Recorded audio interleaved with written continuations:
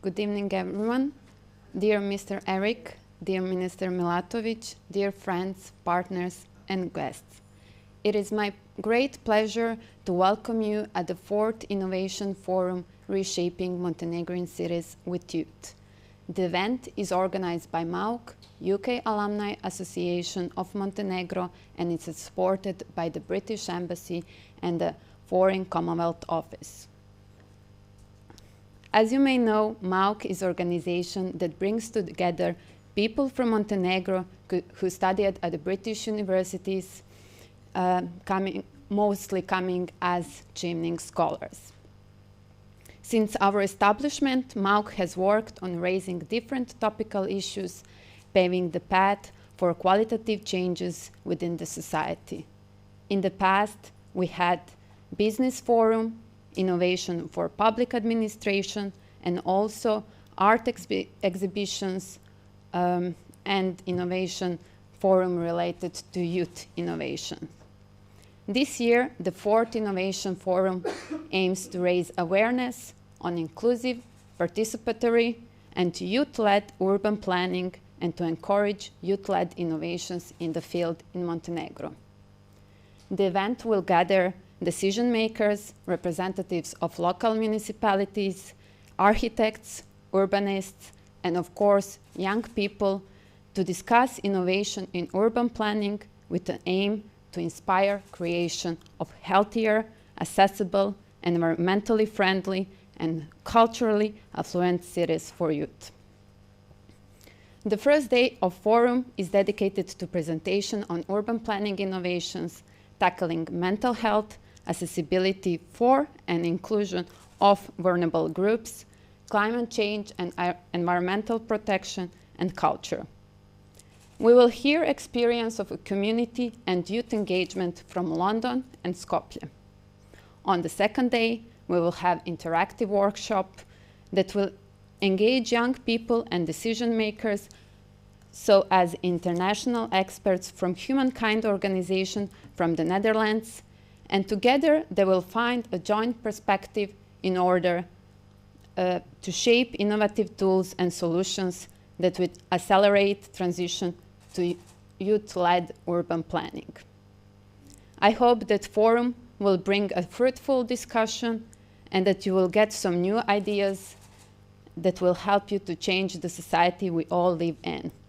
Finally, I would like to thank all MAUC members who made this event happening, and to our guests who recognize the importance of this topic, and of course to the British Embassy in Montenegro for continuous support. On that note, I would like to invite Mr. Eric to say a few words. Thank you.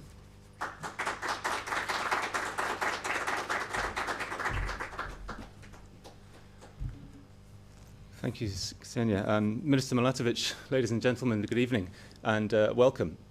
It's really good to be here tonight, and I'd like to thank Ksenia and the whole of the MAUC team for organising tonight's event. And I'd also really like to thank those of you that have travelled in from afar, from other parts of Montenegro. It's great to have a diverse set of voices for this kind of topic. And speaking of that, I think getting sort of urban planning and inclusion of youth is a really good choice of topic for this, because it's a shared problem here in Montenegro and in the UK and across the world. How do we make our cities an attractive place to live? Now, in the UK, some town planners talk about children being an indicator species of successful towns and environments, which sounds like an odd kind of phrase, but I think what they're trying to say is if kids and young people flourish, then urban areas are going to flourish as well. And I think that's particularly important in the Western Balkans because of the issues of emigration and brain drain, which affect the region. I mean, as I understand it, it's less of a problem here in Montenegro than elsewhere, but I've seen some surveys saying that up to 60% of young people in Montenegro are thinking about leaving the country. So involving them in reshaping the cities here is a great way to show them how they can really impact local government and local politics, because it's something which they'll be able to see the results of what their ideas are and how they can shape the cities. And it's a way in which they can create an environment in which they can thrive and create new opportunities. I was thinking about how to approach this topic, and I was planning to say a little bit about how it works in my hometown, which is a town in the UK called Haslemere. It's about 2 hours south of London. And part of the reason is because my mum was actually involved in local government in Haslemere, and she's visiting tomorrow, so I have to be a bit careful what I say. But when she was, so about 10 years or so ago, she was the mayor of Haslemere, and something which she spoke about a lot when she was mayor was trying to make it better for young people. So they were thinking of how they can make spaces in the local park or invest in the youth centre. But they didn't have a huge amount of success, to be honest. And I think part of that was because at the time, my mum was in her 60s, and she was the youngest person on the town council, the local government. So this was a group of people in their 60s and 70s trying to think of ways to make Haslemere more attractive for young people. And it's, again, I have to be a bit careful what I say, but it's quite difficult for people with that big an age gap to make policies that work for young people. So, I mean, that's where it hadn't really worked. But I know in the UK now, the attitude and the thinking towards this has changed a lot. And when I was looking into this, I saw that there was one of London Mayor's advisors is an architect called Dina Bornat. And she's someone who has spent her whole career focusing on young people, talking to them about their experience in neighbourhoods. And her approach is that you can't expect young people to come forward and bring their own ideas. Local governments really need to be proactive in engaging young people, going out to them, talking to them about what they'd like to see change. And she's developed a toolkit called Voice Opportunity Power, which is online, open for any city in the UK or anywhere else in the world. The local government's there to use it. And it's essentially a set of practical guides to steer people through a set of 5 workshops to get young people talking to their local officials about what their experience of life in that city or town is, what they'd like to see change, and give them an opportunity to provide feedback to local governments. Because, of course, a lot of these people aren't voters, so they might not normally get the chance to give feedback to local government. And from what I've seen, this has been really successful. Certain parts of London have really changed the way they think about planning and urban design because of these initiatives. So I hope it's something that the colleague that you mentioned talking about London tomorrow might speak a bit about as well. So I guess having seen the kind of wrong way of doing it, and apologies to my mother for that, but then also some of the newer thinking and the right ways of doing it, I'm personally really interested to see ideas from this region. And some of the speakers tonight sound like they'll have some really great new ideas, which I'm interested to hear about. And to finish, I think I'd like to quote the architect, Ms. Bornat, who just sums it up in a really simple but effective way, which is to say, if you listen to young people, you'll end up with better places to live. Thank you.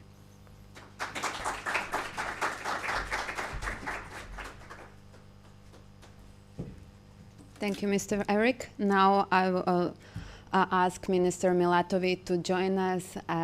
Minister Milatovic is also our MAUC member and chimney scholar, so it's a great pleasure to have you. Please take.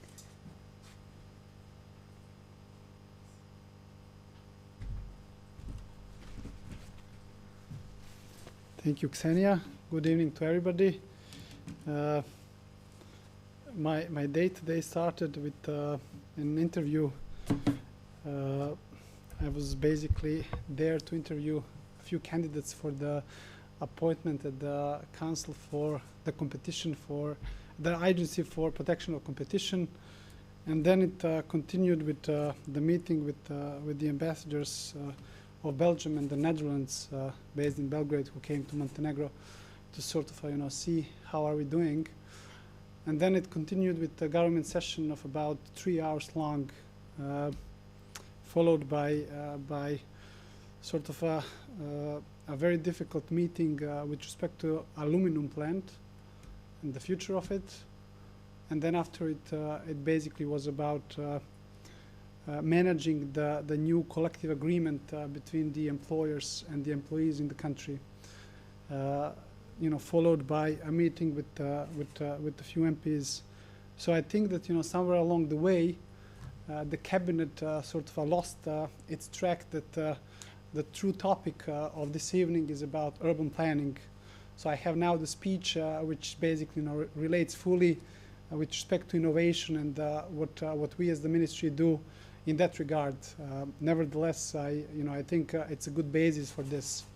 But if I sort of knew properly also the topic, I think that I could also speak tonight here about Europe now, and because there are no policies that are able to reshape the cities with youth if we don't have youth in those cities anymore, which is unfortunately what is happening now with the northern part of Montenegro, which lost of about 50,000 people over the period of last 30 years.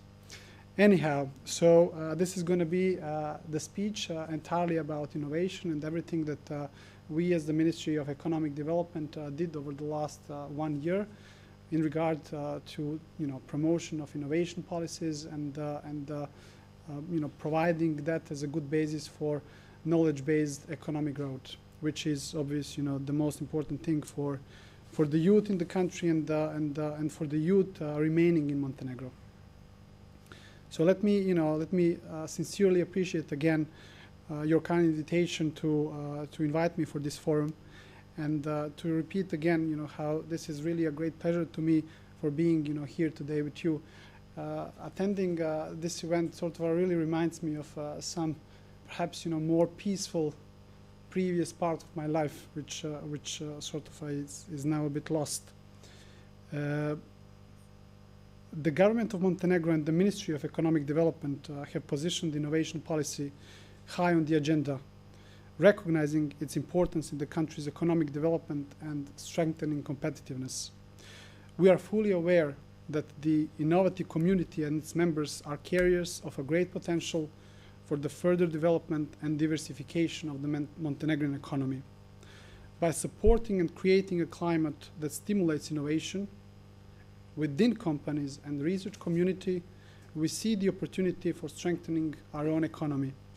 For this reason, we are completely committed and dedicated to the establishment of the efficient implementation framework for the innovative ecosystem that will enable full participation and involvement of all relevant stakeholders in the process of creation and application of innovation policy. Moreover, this will facilitate networking between the national institutions and reinforce our positions towards the EU.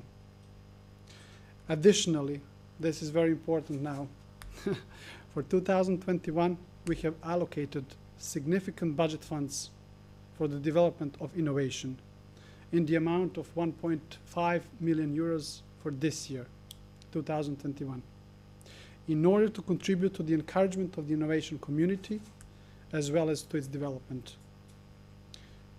What are the things that we did over the course of the past 1 year? The government of Montenegro established the Innovation Fund in June this year, which aims to significantly strengthen innovative entrepreneurship in the country, contribute to more efficient implementation of the smart specialization strategy, as well as increase absorption capacity in attracting EU funds. That's number one. Number two, the government is fully committed to the implementation of the smart specialization strategy, and its implementing activities aimed at two directions. The first one are related to the redesign of the implementation framework, and the other related to the next programming cycle, 2021-2024. In this regard, we have created the Council for Innovation and Smart Specialization as a key advisory body headed by the Prime Minister of the government in the field of innovation policy, whose task is, among other things, to propose a national structure and to coordinate better everything which is related to innovation policy implemented by the government. Moreover, we are expecting the adoption of the operational program for implementation of the strategy of smart specialization by the end of the year. The third thing that we did is another very important segment, which is adoption by the government for the first time of something which is called Innovation Program for 2021-2024, And it's a booklet with a very elaborative description of all the programs that are expected to be implemented by the government in the course over the next 3 years. Finally, I would like to stress, this is now about the next year, how big the budget will be for the next year when it comes to innovation. So we have budgeted for about 2.1 million for innovation for the next year, alongside with 3.5 million from the capital budget for the next year, which is another confirmation that this ministry and this government are committed to innovation-driven economic growth. But this is just really the beginning. And our goal is to strengthen our innovation ecosystem and ensure our adequate position on the EU and regional maps. Thank you very much for your attention.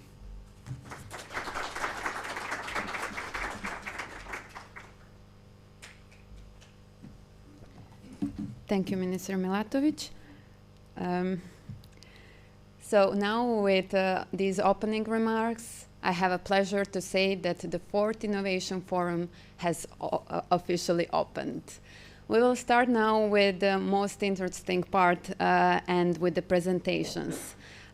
First, we will have presentations, and please hold your questions until we finish with all of them, because we will have an interactive discussion moderated by my colleague Ivana.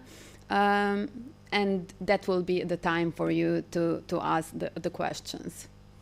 Anyhow, as you know, organization of this type of events during the COVID period is really challenging.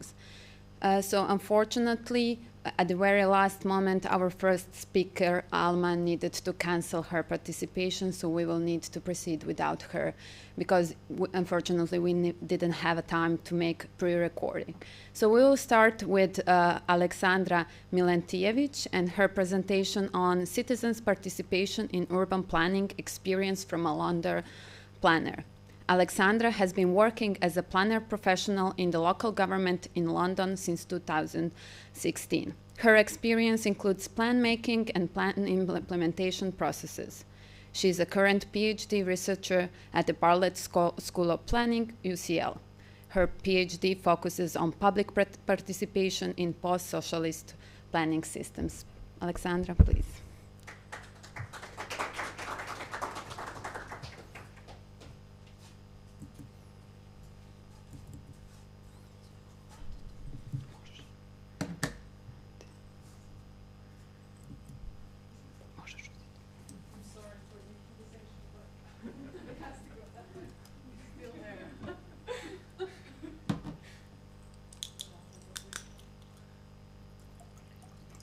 Hello, everybody. Good evening.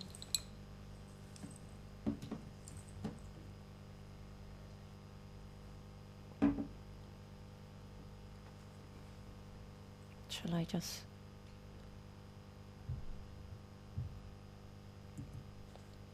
Okay. Hello, hi, everyone. It's great to be here tonight with all of you. As Ksenia introduced, I am a planner in one of the central London boroughs, and I'm also a PhD researcher at the Bartlett UCL.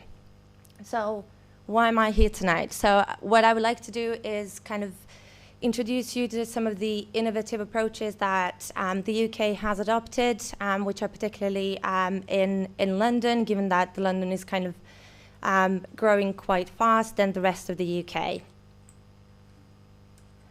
So the content of my presentation is this. So I will briefly start with the English planning system and how participation is fitted into that system and the wider system as well, before I move on to 2 case studies that I've prepared for yourselves.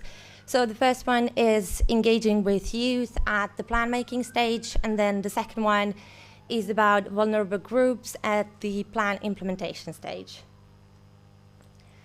So just a bit of the boring text slide, which is about English planning system and participation. So at the plan making stage, there is this hierarchy of plans where you have the national, regional, local, neighborhood, or any other guidance documents. So example of this is the National Planning Policy Framework, as it's called. The regional would be the London plan, given that the London itself is a region. And then the local one would be a local plan that I'm using in my borough. All of the creation of planning documents that I've just mentioned actually do require consultation with the public. So that is carried out at every stage, and there are different moments when this can happen. Examination in public, that is in relation to policy documents. Examination in public is required for the adoption of any policy document, and that really relates to having everyone in one room who will talk about issues that bother them with policy documents, essentially. The English planning system is quite different. It's quite discretionary. It's quite flexible, so there is this flexibility embedded into the policy. However, that is at the discretion of the planner to decide what's a public benefit and similar. And then on the right, So on the right side, I've kind of included some details on the plan implementation stage. So that is called development management. So it's about managing all of these new structures and developments. It used to be development control, but then there were a lot of developers who did not like the word control. So this is now development management. This is essentially a planning permission process.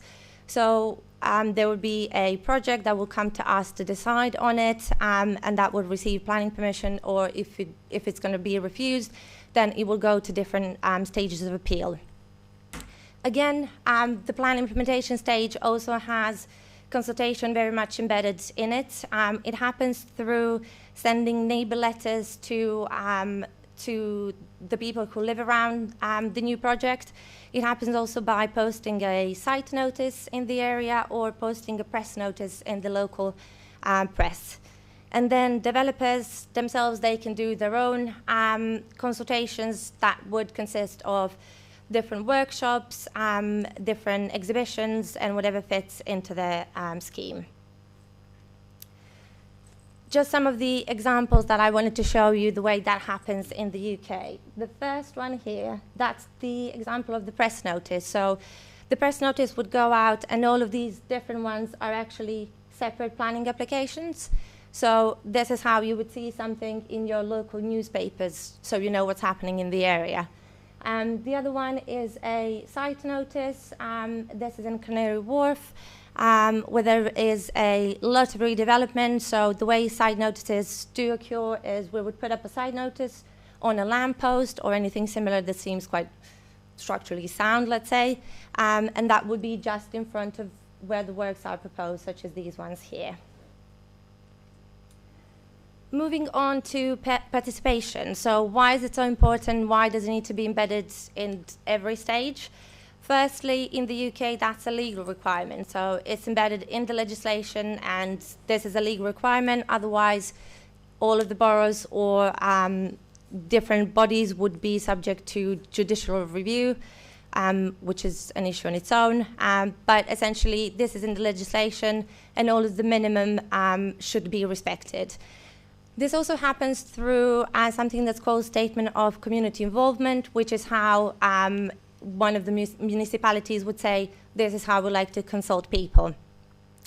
There is a lot of transparency when it comes to the UK planning system. So you can find all of the documents on the website, which I think some people in Montenegro do realize how that is difficult here, given that e-government side of things is progressing slowly. But in the UK, everything is available at any stage you want to find it. If you are a local resident and you would like to say what you think about certain project, you can do that by submitting your written representations. You can do that on the website. That is available for everyone to do. You can also do it by email correspondence or by actual physical old-fashioned letters that we actually get. And then finally, participation process is really about democracy. That can also happen through representative democracy, which is essentially people who have been elected and they stand in different councils, committees, and decide on behalf of the people. And then kind of a final point, it is really about this democratic argument. It is really about making people participate, be active citizens, which is why we need to have participation, not just in the planning system, but in all other stages. This is just an example from the borough where I work, and this is just one of the new websites that we've created, and it's quite interactively called as well. It's Let's Talk Tower Hamlets. So it's about people kind of having this stream, this channel where they can talk about anything. This one that I've taken, so you can see there is the adult social care strategy, which has been adopted, but all the consultation was happening on the Let's Talk website. Again, budget consultation, so how the borough is going to spend their monies. Again, this is where you can raise your voices. Moving on to the case studies that I've prepared. One of them, as I mentioned, it's about plan implementation. This particular one, it's about a planning guidance document, which is called Central Area Good Growth. And I've kind of wanted it to be linked to youth. So this is particularly about the youth workshop that was carried out for this document. So this is the front cover of the document, quite nice, quite shiny. And then the youth workshop, which has been part of all of the engagement with people, kind of had these different things that I wanted to talk to you about.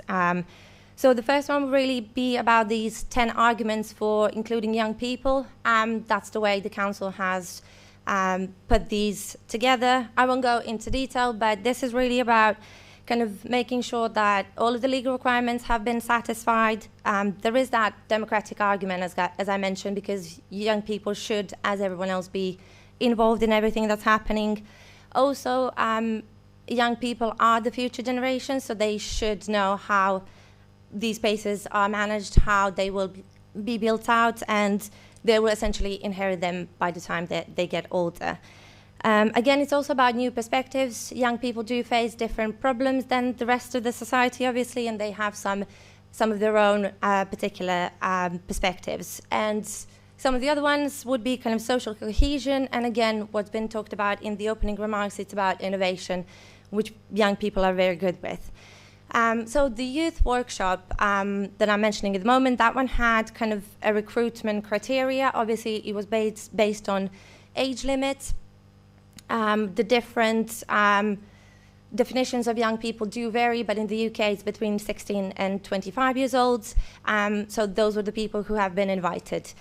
In terms of accessibility, it needed to be accessible to everyone. So what we needed to realize is that there are some people who couldn't access online meetings just because they don't have a laptop, they don't have a computer on their own, they don't have internet access. So there were these different accessibility issues that needed to make sure that everyone can participate. So also having some social distance meetings and workshops was quite key there. So there were a few sessions here. In terms of the outcomes, what did young people raise? Why was it so important to have them there? It was really about some of the specifics that they've raised, such as the cultural issue that exists in the area, which is about the existence of gangs and how young people actually go into very bad direction, and how that should be kind of changed with the strengthening of the community, more green spaces. There was also quite a lot of discussions about issues around safety, so kind of increasing lighting, having more greenery, more pleasant spaces, would kind of help in alleviating those issues. And then in terms of the lessons learned there is a few things. So the first one is to build confidence with young people. So this should really start with small questions. You shouldn't expect to have a group of young people and kind of asking them a very serious question. It should start small and it should build up with time. It's also about using of multiple channels. As I mentioned, there are accessibility issues, and that's a given in every society, so people don't have the same resources, and that is something that should be factored in. And finally, there is a requirement to build a relationship with institutions and authorities, so everyone should be able to attend. And with young people, this was also about kind of involving teachers and tutors into all of these processes so they can engage young people further. Now moving on to case study 2, which is about estate regeneration, and this is a particular planning project that I worked on. So just kind of to introduce you slightly into the project and what is it all about before moving on to specific participation side of things. So the upper image actually shows the existing area, so the existing site, which is shown in a red line boundary. So this is where you have 25 existing homes. These are the houses, and there's some block of flats just here. So these 25 existing homes needed to be demolished in order to create this here. What is this? This is 149 new homes, which include the re-provided 25. Block C is a very tall building of 26 stories. And then there's some creative workspace just here in Block D. And then all of these ones are actually houses, and there are the people who would like to come back into this new space from the existing residents. So this is how that will look like. The image on the left shows the existing area, so those are the houses that I've mentioned. And then these three photos, the very tall building that I've mentioned, some of the other blocks, and then the really nice and pleasant houses on one of the streets with the tall block in the background. So what is really important here? Why is it so interesting? Again, participation and engaging with existing residents was a planning policy requirement, so the developer actually needed to do that in order to gain planning permission. Who are the existing residents? So they are socially disadvantaged people. They're people who live in these existing ones, which are actually social rented houses. So they've been living there since the 80s or 90s, since they've been built out. So they are people who are facing some financial difficulties. Developers' engagement was quite good. They have engaged quite heavily with the existing residents. So they provided to them with a number of options. So one of them was the right to return for the social tenants. So all of the tenants had a possibility to return to the new shiny tall building or the homes if they wanted to. There was the resident ballot. So that was sort of your very low-scale referendum of people who would say yay or nay. So they would say yes or no to the new development. If that was less than 50%, then it would not be successful for the developer to actually engage in any planning permission. And then again, people who actually wanted to come back, which was half of the existing households, they will face no increase in rent, which is one of the really important things. To additionally show you how this was actually a very successful outcome is that residents sent their letter of support. They actually liked the scheme. They really enjoyed working with the developer, and that is shown through a letter of support. I can only say that we don't receive these very often, which is why they're very important. One of the other also things that occurred is kind of this negotiation about temporary accommodation during construction works, which is also known as decant strategy, so where the existing residents will be housed until these projects are built out. Again, as I mentioned, there is a re-provision of homes, and this particular project had increase in affordable housing, which is a very important issue in the UK, which is facing obviously a housing crisis, as probably most of the rest of the world. And then finally, what was really good about this project was also some other public benefits, such as the pedestrian link, which I will just show here. That was quite informal previously. That is just car parks. So what they created is a very nice pedestrian route, which will serve the existing returning residents, future residents, but also the local area. And thank you so much for listening, and I do hope that we get some good discussions later. Thank you.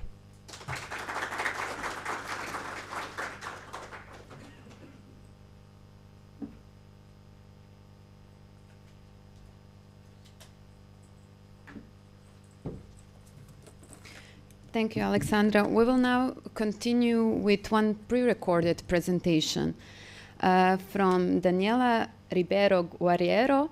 Our participants hold a Master in Public and Urban Policy from the University of Glasgow. She has been working with public policies since 2013 on both private and public sector. She has extensive experience with projects and plans within the public administration related to sustainability, climate change, urban resilience, circular economy, innovation, and strategic planning. She worked on development and implementation of the resilience strategy and the climate action plan of Salvador. Hello everyone! Thank you for being here, and thank you, MAUC, the United Kingdom Alumni Association of Montenegro. My name is Daniela Guarieiro, and I'm a Titling Alumni of Brazil, a public policy consultant, and the CEO of TACOA Resilience and Climate Consultancy. I'm here talking about climate lens for urban planning. Why is it important? Why are we even talking about climate change? Well, over the past 1,700 years, there was always some difference in the average temperature on Earth, but we never saw a sharp increase as fast as in the past 20 years. As we can see also in this NASA video, the Earth is getting warmer and warmer faster, especially in the past 20 years, with temperatures getting close to plus 2 degrees Celsius. And this is directly correlated to the amount of carbon dioxide on Earth's surfaces. As you see this graph, the more carbon dioxide we have on the Earth's surfaces, the higher the temperature. And why should we be worried about it? Well, besides the impact on the nature, Lloyd and Cambridge did a city risk index showing how much what the cities would lose to each of the risks.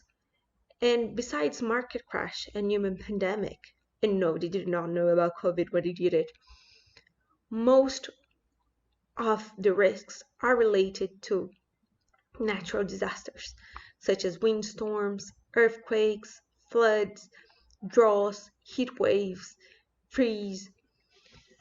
And when we're talking about climate change, according to IPCC, a changing climate leads to change in the frequency, intensity, spatial, extent, duration, and timing of extreme weather events.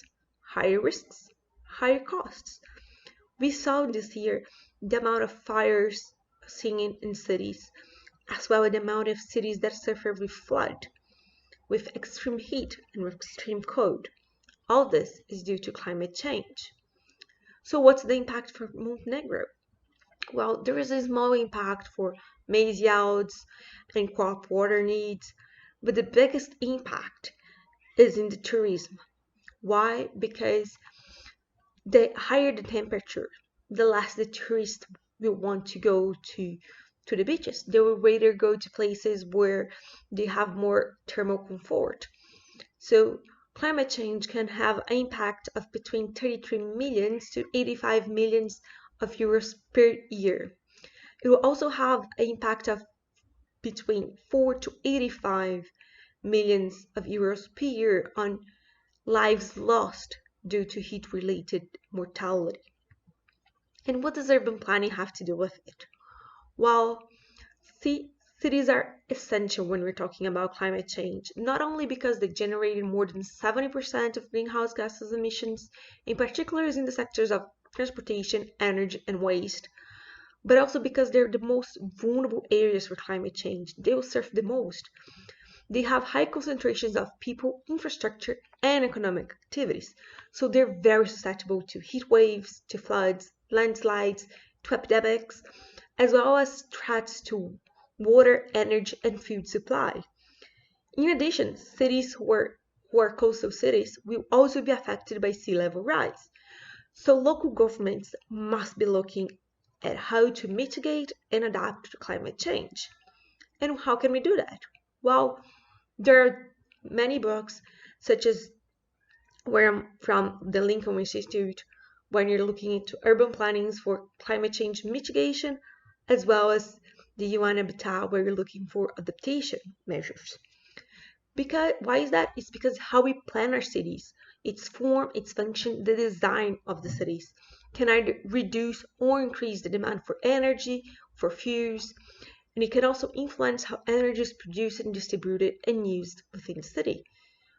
So, as an example, when we look into American cities where you have the suburban buildings, houses, where people live outside the city center, it demands more energy, more fuel, because people need car to go grocery shopping, to go to schools, to go to work, to go to leisure. This has a bigger impact on greenhouse gases emissions. But when you plan a city where people will live in the city center and you commute using public transportation such as subways, as most of the European cities, then you have a lesser impact in greenhouse gases emissions. So when you're talking about mitigation, we're usually looking into two categories, either altering the supply source of energy, such as using hydrogen buses, or investing in solar energy, or giving tax discount for people to install solar panels in their homes, or reducing the demand for energy. And how can we reduce the demand for energy?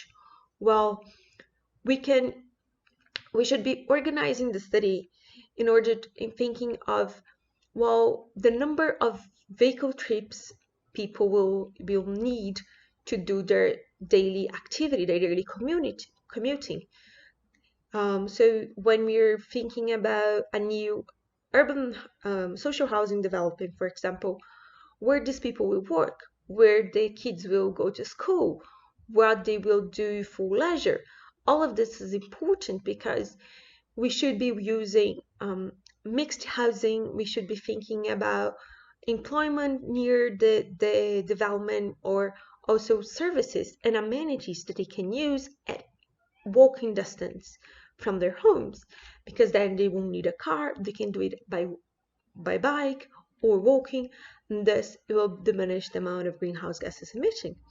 So we need to ensure that building codes, development planning, guidelines, or zoning laws are aligned with the concepts of walkability, of mixed use, of nature-based solutions, and the increase in protection of existing green areas. And no, you don't need this nice and amazing building full of green. All we need is a mixed housing where people can walk, have leisure and amenities near it, have some green spaces, can work nearby, and have public transportation to access most of the cities. And yes, I know Montenegro is full of green and it has an amazing city. So why should we be talking about mitigating and climate change again? Well, because we also need to look into adapting to climate change. And Montenegro, the cities of Montenegro, as most of the cities on the earth, will suffer with climate change, especially with flooding and heat waves. Because most cities, as we have a big amount of paving that makes the soil waterproof and prevents the infiltration of rainwaters, when we have extreme rains, as we will have more frequent with climate change, the drainage systems we have today does not support the flow, which results in floods that unfortunately have become routine in several cities worldwide, as we saw in Germany, in China, in Brazil this year alone. So how can we adapt to flooding when we're talking about climate change?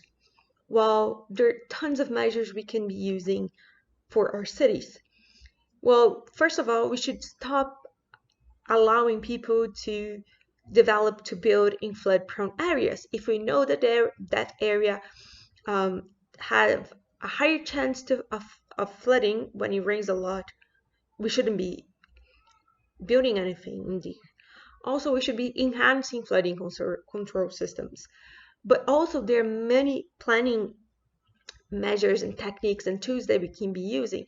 For example, increasing green spaces, using pavements that allow infiltration, or also we can be using bioretention areas, such as this these gardens here, it has they're a bit lower than the regular soil. So the water tends to go there, and it doesn't matter if it floods there because it's just a green area that was made for that. So the water will be contained there, and it will infiltrate slowly to the soil, and it won't flood the place, but at the same time, it will also allow for the infiltration of the water back to the soil. Also, those gardens here also increase the amount of infiltration area in the development. You have this place here in Rotterdam that's a water square. So it's a court for kids to play basketball, to play football, but when it rains a lot, it's also a basin to hold all the water. So all the water from the surroundings will go there. It won't flood anywhere in the neighborhood, but this square will get flooded. And it was built to get flooded. So it has a two views, either when it's dry, it's a courtyard, people can play, or it's this basin to retain water, and then it's infiltrated slowly. It has infiltration, a drainage system, and it pumps slowly to the drainage system accordingly to the amount of water the drainage system can hold without making it worse for the neighborhood.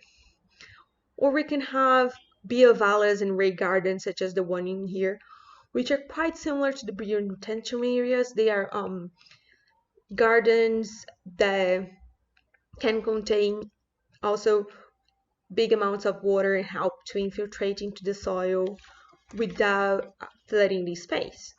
So these are some of the techniques that can be used.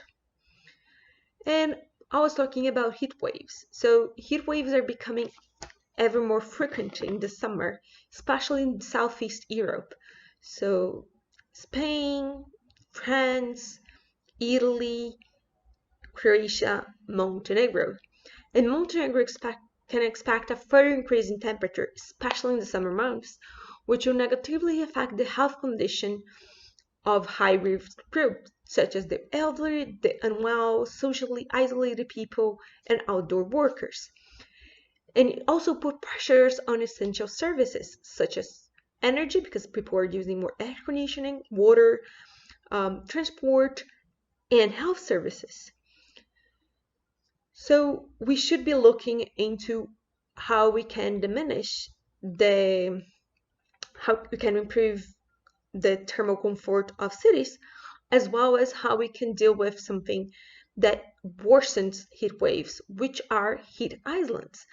As cities has a lot of paved surface, it's usually warmer than surrounding lands where you have more green spaces. So it's usually more, and they also generate more heat from transportation and for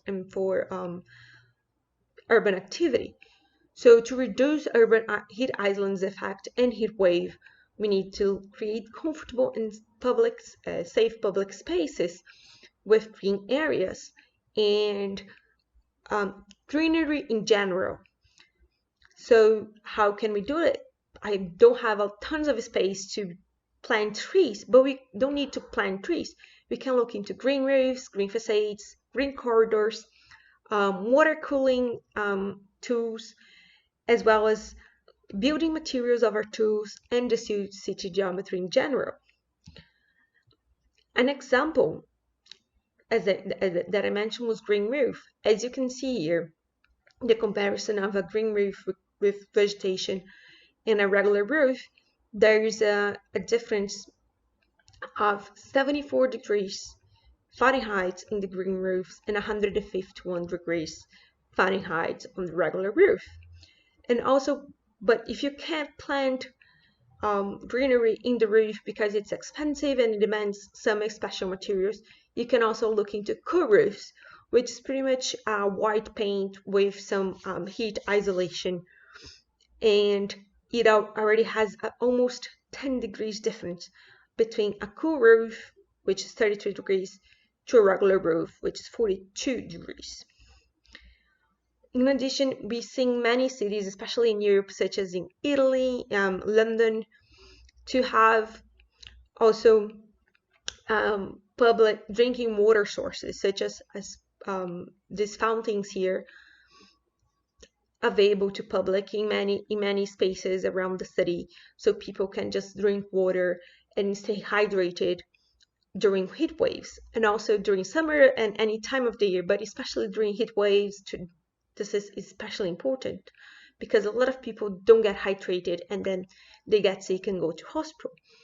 Also, you can also use structures such as pergolas that will act as support for climbing plants, becoming vertical gardens, which helps to mitigate the heat in summer. It becomes a refreshing area because plants helps to cool the place down and also ensure shading during the hottest hours of the day, helping public space be more thermally comfortable. Lastly, we need to talk about sea level rise in Montenegro. Why is it important? So until up to 2100, there will be a 35 centimeters of sea level rise in Montenegro, which will increase coastal flood probability and flooded area significantly. It will directly impact the amount of beach space people have available, so we diminish the sand stripe, as well as will endanger infrastructure such as ports, water breaks, marinas, shipyards, restaurants, roads that are near the sea. So spatial planning legislation should include climate change. First, to avoid construction and urbanization in the areas that are most exposed to tidal waves, and also to see how we can adapt existing infrastructure facilities and buildings to strengthen them in order for them to stand this floods and new extreme climate perimeters. And also, there are some other techniques they're being developed, and you can use corals that also help to diminish the strength of waves, or mangroves that are also quite used. And you even have some startups that are building kind of dams to protect from waves. So spatial planning and urban planning should also be looking at it. When you look to the sea, how can I avoid it to become a danger to the city? So that's it. Thank you all, and I hope you have a great event. I leave here my contacts. From Brazil to North Macedonia, the next pre-recorded presentation is from Sofia Bogeva. She is a program manager and innovation lead in Smart App Social Innovation Lab in Skopje. She has more than 10 years of experience working on with the public, the private, and the civil society. In the last 5 years, Sofia was leading the City of Skopje Innovation Center, Skopje Lab, through which she was leading the project for public space redesign. Sofia is also part of the Macedonian Chimning Alumni Association. Dear participants, dear organizers of the 4th Forum Innovation Change Montenegro, Reshaping Montenegro Cities. My name is Sofia Bogeva, Program Manager and Innovation Lead at Smart App Social Innovation Lab and part of the Macedonian Chimning Alumni Association. It's really my pleasure to be here today with you, even though I didn't have the chance to participate physically in Podgorica. However, I hope that with the experiences and lesson learned from Skopje, I will try to motivate you and inspire you to start off an innovation journey toward reshaping the cities of Montenegro. And before I move toward my topic, I would just like to share a brief about my organization. As I said, SmartUp is a civil society organization. It works in the field of education, climate change, and public sector innovation. We are a team of 15 people working very interdisciplinary with the goal of creating spaces where different stakeholders from the systems can come together and through a facilitated and co-creation processes address ongoing societal challenges. Back in 2019, as part of a bigger initiative called Future Cities of Southeast Europe, we went on a mission to make Skopje one of the best possible places to live, work, and visit. And in that regard, we understood that it's very important to shift the focus from what can we do to what must we do in order to deliver on such a bold vision. And this meant also that the communities will need to go beyond the traditional political dynamics and relationship toward a more holistic approach and try to experience with new model of governance, new forms of collaboration, relationship and structures across communities, and last but not least, identify new models of financing to be able to support the work that's needed. In that regard, I would like to mention our pioneering effort to establish an innovation lab within the public sector. It was the first public sector innovation lab that we opened in 2017 with support of the city of Skopje and the United Nations Development Program in North Macedonia. With the aim to find innovative solutions and innovative ways of engaging citizens into the process to come up with these solutions that will later address the challenges the city is facing. The lab worked at multiple levels, not only internally with the administration and between departments, but also acted as a mediator between the city and all other stakeholders. Through the work of the lab, we were trying to test different ways of engaging citizens and involving them into the city processes. And by this, somehow assess which ways of collaborating work better than the other. And by that, slowly try to foster innovation culture within the city, but in the same time build the capacities not only of the administration, but of the citizens, of the way how public processes are done, how everyone can work together in order to more easily respond to the fast changing needs and the modern city challenges. And this is where we started and how we started the redesign of Skopje initiatives. An initiative that aimed to transform public spaces in the city in order to provide new and more sustainable functionalities to build, to better meet the needs of the citizens, help us mitigate the climate change effects and create new city experiences. And here we definitely moved or were inspired by the statement of the director of UN Habitat, who once said, "What defines the character of a city is its public space, not its private space." With that in mind, and with the aim of also minimizing the negative consequences of neglecting the importance and the potential use of these areas, through cultural engineering, we were trying to enable strengthening of the existing forms of movement and behavior that meet the needs of the citizens, to provide spaces and support for development of new ones, increase the safety and the functionalities of the location, strengthen the urban resilience, and of course, improve the quality of life and the mental health of the citizens.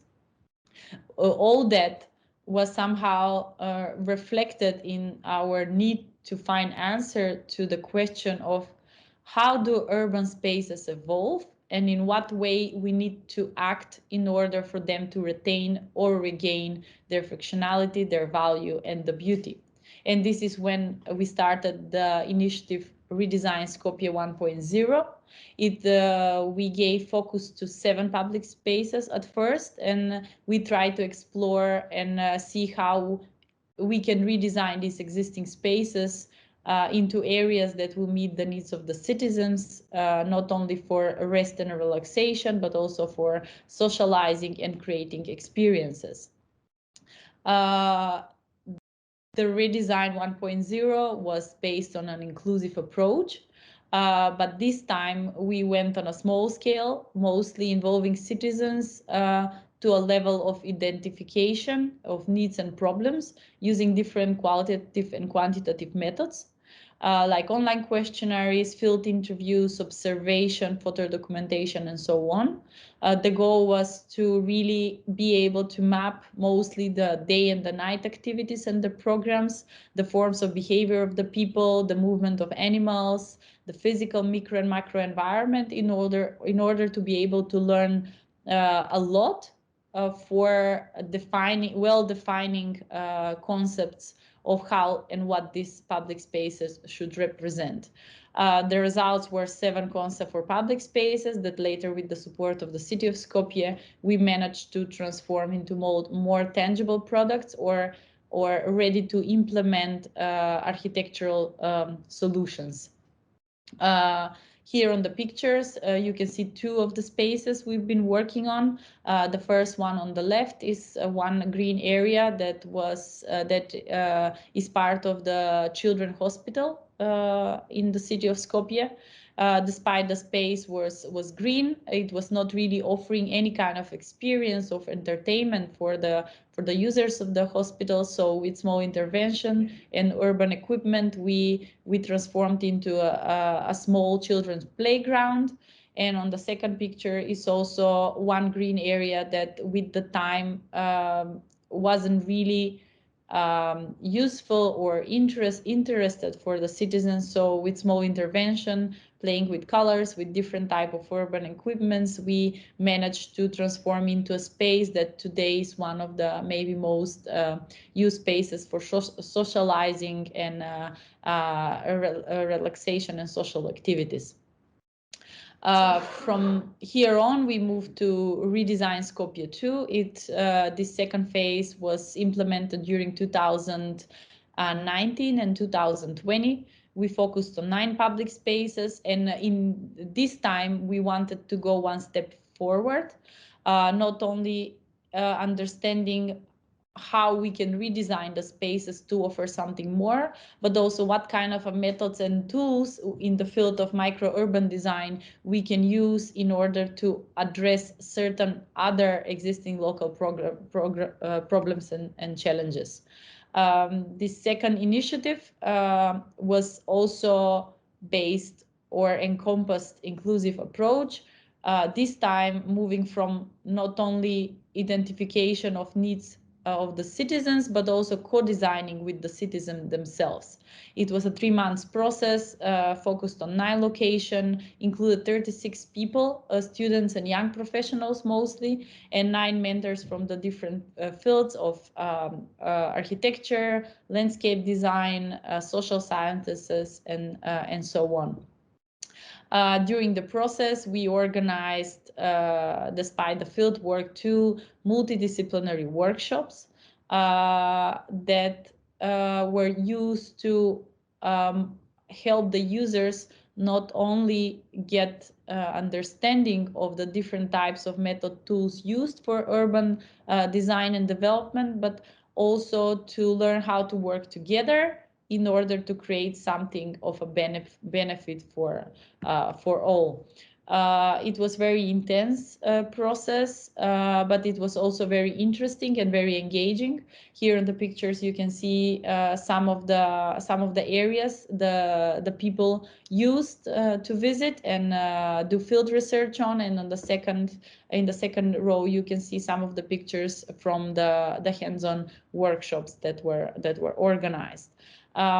As a result, we got 9 designs for 9 public spaces. This is one of the examples. It's an area that is part of a student dormitory in the city of Skopje. The students were able to map 5 different areas that can be targeted with some kind of an interventions. And here it's one of the areas called Urban Snake that was transformed in a way that the students believed it will give the most out as an experience for the people living in the student dormitory. These are some of the others designs that were developed. Part were focused on parks and small squares in the city, and part were targeting small streets as an endings of a bigger boulevards. The whole process ended with public presentation of the designs that was held in the premises of the city of Skopje. With that said, I will conclude this part and just would like to reflect on some of the key things that is good to have in mind if you are planning to organize such initiatives in the future or undertake certain activities focused on urban planning and urban design. So as first, I will mention the user-centered design, which is, I believe, the key principles into this whole process, trying to better understand the people, the users, the commuters of the areas you're trying to develop solutions for, and also include them into this whole process. The co-creation with the citizens is quite an important element because it doesn't only allow for more engagement and for more interest from the citizens side, but also it will give you a support in terms of like promotion, of further engagement, of maintaining the areas and the spaces in the future, and so on. Trying to test different models of collaboration is quite an important aspect, especially trying to engage the businesses and see how you can include them in a more proactive way to be part not only of the process of design and development, but also can they help with certain additional financial aspects into designing and developing the spaces. With the process, you need to enable strengthening of capacities, not only of the public administration in terms of what kind of ways for engagement are most useful or not, but also strengthening the capacities of the people to better understand the model of functioning that is working within the city, the processes for urban development, the barriers and the challenges on the way. So then the people be able, when initiate certain action, to know what is the process and what they're going to face on the way. Of course, providing them with knowledge about different tools, networking them, connecting them with the different actors of the society, and so on. This will all later lead to improved decision making, but also to more inclusive policy design in the future. And last but not the least is the citizen ownership. By actively engaging the people in the processes of creating and redesigning spaces, you really be able, or you're going to really be able to somehow bring back the trust into the public institution, and also to give the feeling back to the people that this is something they created, there is something they're going to use it, and with that to ensure maintenance, participation, promotion on a long run.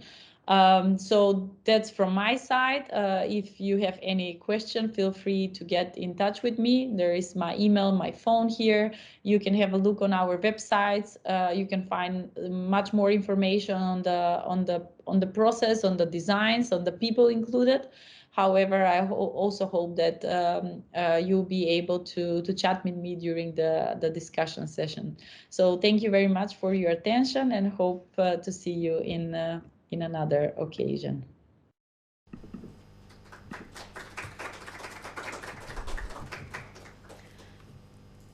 Now we are moving to our last presentation, dealing with urban design and mental health. Iva Ivanovic is a child and adolescent psychiatrist. She studied medicine at the La Sapienza University in Rome. She specialized child and adolescent psychiatry at the University of Belgrade, and currently she is doing her PhD in neuroscience at the University of Belgrade. Iva is the head of the Department of Child Psychiatry at the Institute for Children's Diseases Clinical Center of Montenegro, and author and co-author of several scientific publications in the field of public mental health and child and adolescent psychiatry. She will tell us more on how the urban design affects mental health and how the good urban design can improve mental health. Iva, please.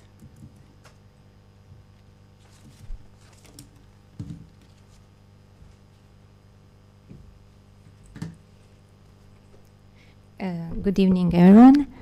Thank you, Ksenia, and thank you, Mauk, for inviting me.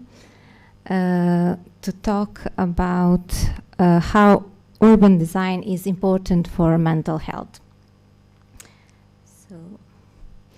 So some time ago in Montenegro, mental health was something that we didn't talk about almost at all. Because we didn't realize the importance, because it was happening to someone else and not to us. Thankfully, these days, especially in the COVID time, people realize that mental health is not simply the absence of mental illness. It is actually how we think, feel, and act. So every one of us had or have or will have some mental health challenge.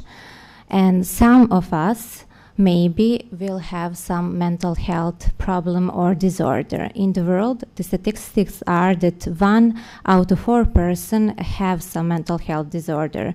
So the numbers are not so small. How the city affects mental health? We'll start with some data, because the urban living these days is very important in the research area. There are a lot of studies that are investigating the urban living connection with the mental health problems. So the data is saying that there is increase in anxiety disorders, the double risk of schizophrenia, and increase in the rate of cocaine and heroin addiction that is linked with urban living. The data also says that almost half the suicide risks are decreased in the urban living compared with the rural living, but we need to think about these data that they are almost all done in the United States, because in Montenegro or in Balkan or in these low-income countries, we don't have a lot of data that are investigating these topics.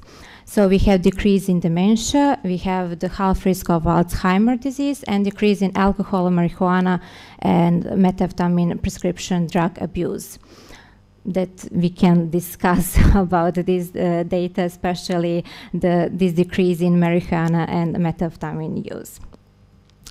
Reasons why people in the cities may have increased mental health problems, there are a lot of reasons. Of course, it doesn't exist just only one risk factor for the mental health problems or disorders. So we have pre-existing factors that can be genetics or epigenetics, or some problem that people had previously or moving from rural to urban environment. Also social factors that can be some economical factors, some impact of the family, discrimination, and other social factors, and environmental factors that we are interested here today.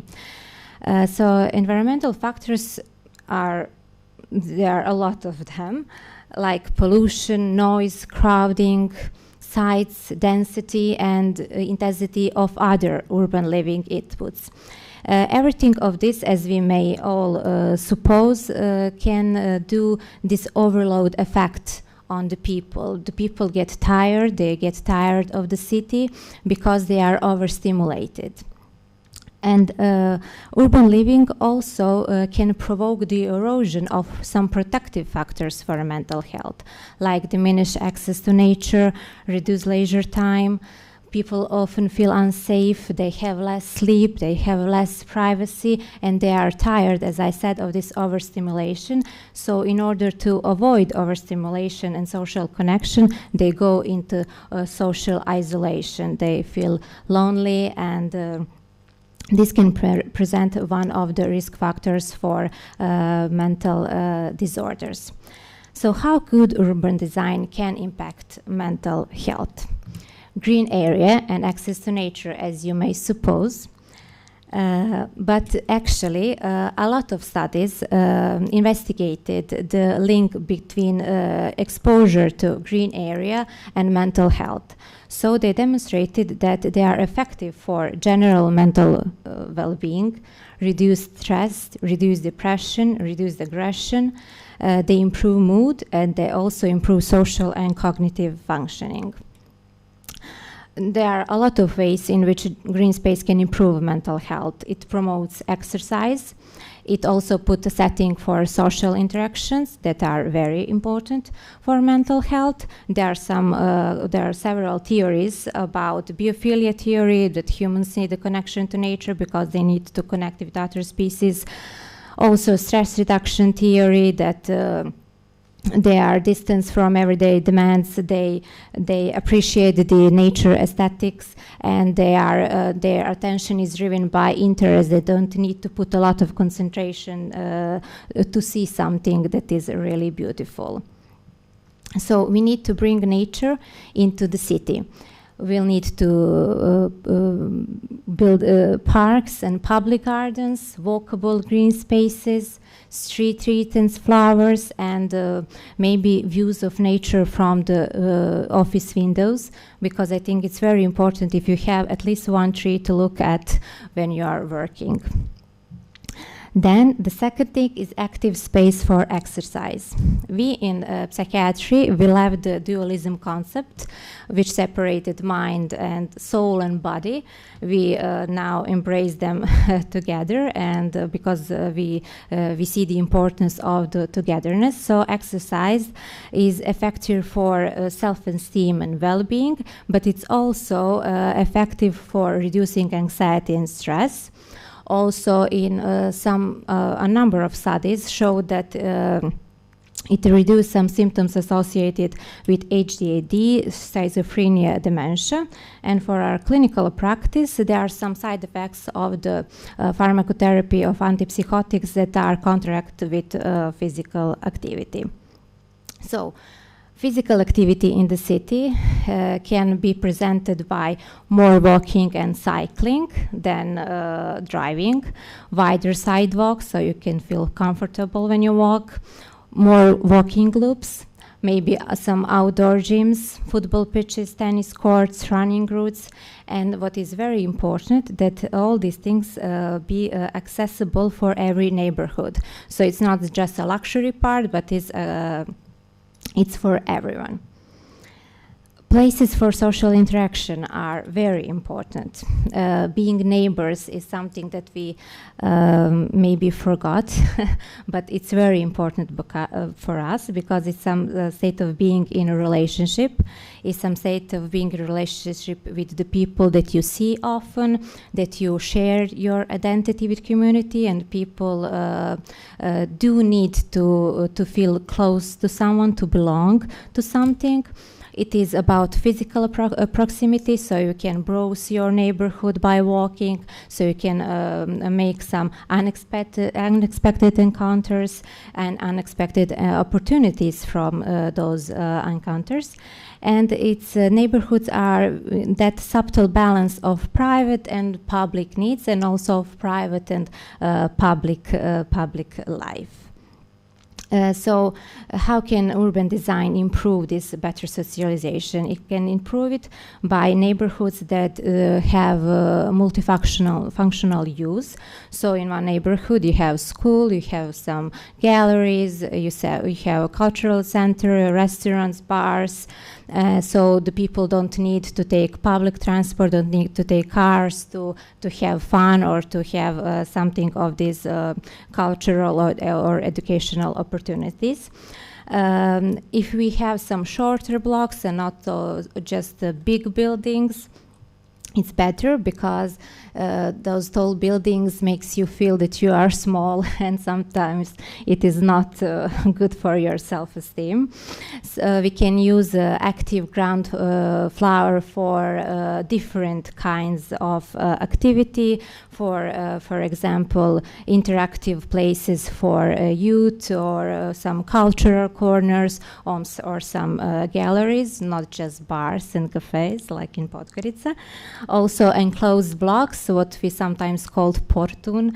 It's also a nice place for neighborhoods, for gathering and for socialization, as backyards and courtyards, and also pleasant surroundings, because the eye the eye, which in the research in neuroscience has have a very important place because what we see definitely impacts very much of what we think and some processes in the brain. So present surroundings are very much needed.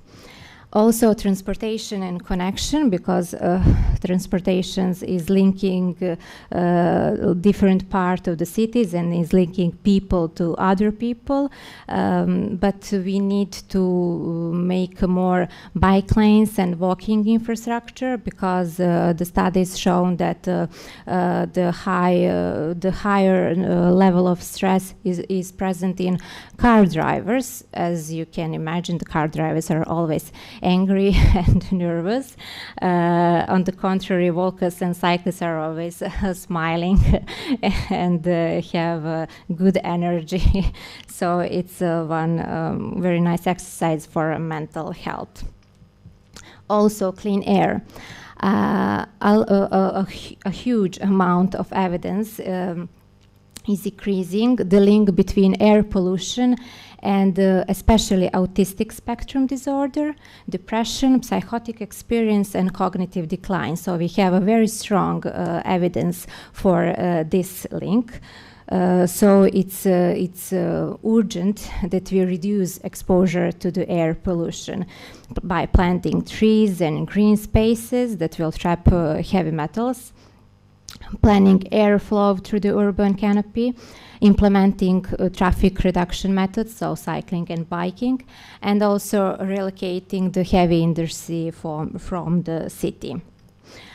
Sleep is something that we don't talk about very often, but it's some kind of a baseline for mental health, because if you didn't have enough sleep, you will have the problems in thinking, feeling, and acting.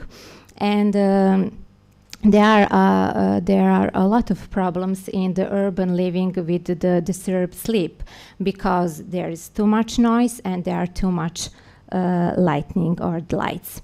So with reducing noise and light, we will improve our mental health definitely by good building insulation, streets and walls and other noise barriers. Also, street lighting can be oriented downwards, and the most important, residential buildings can be designed and rooms oriented to increase darkness in bedrooms, to increase dark where we need it. We also need to stress that the economic stress is something that makes living in urban areas sometimes very difficult. So in order to improve our mental health, we need to reduce the impact of economic disparities, make housing affordable, so not just build luxury apartments, but also apartments and houses that are affordable for all, make transport affordable, and also give access to the city's economical, educational, social, and cultural opportunities to everyone. I put one very nice quotation from David Sim and from the book that I read, Soft City, that I recommend to you. And he says, before we decide what to build, we need to decide how we want to live our lives and what sort of world we want to live in. I think this is of huge importance for us to decide what sort of world and the city we want to live in. So I think that by building relationships, we are on the good way to create a good city for everyone, because in building relationship, people to nature, people to building, people to neighborhoods, and most of all, people to people, we will embrace the challenges and we will deal the challenges. We will make some system of relationships that are sensitive and responsive and not the rigid one. So those different relationships will increase the resilience of the city and resilience of the whole of us. So I think it's about to think, feel, act, good city for good mental health. Thank you.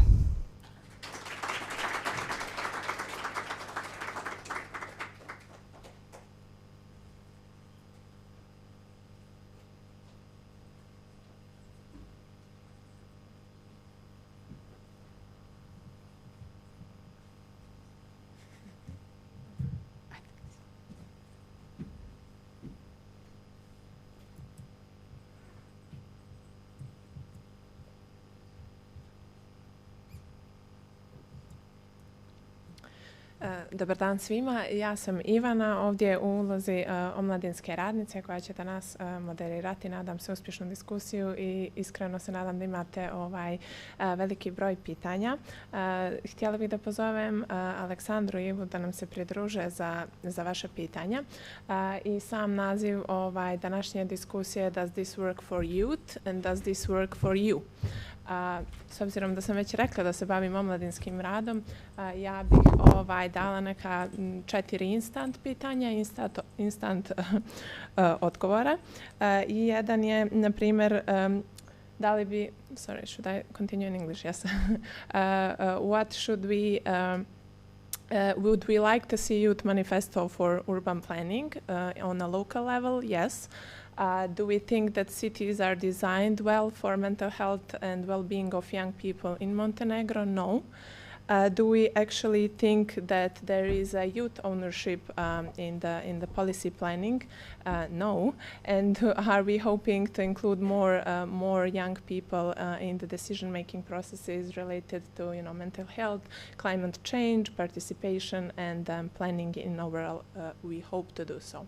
But today here we are not for instant questions and instant answers, and that's why this presentation, this actually question and answers part today, we have few seats reserved for you. We don't want this to be, this way process. We would like to hear some of your questions by coming to the stage, presenting yourself, or simply, if you do not have questions, maybe reflecting on what were the most useful parts that you heard today.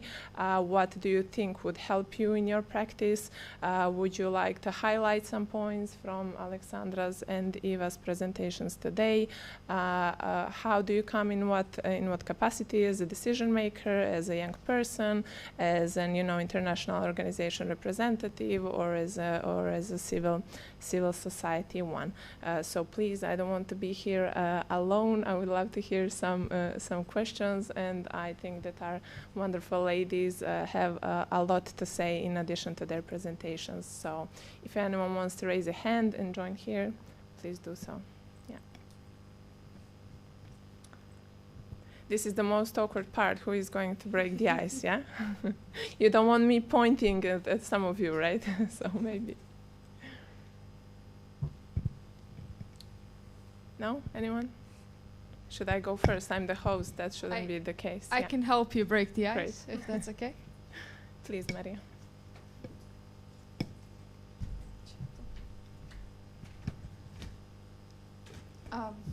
Well, good evening again to you and to everyone here.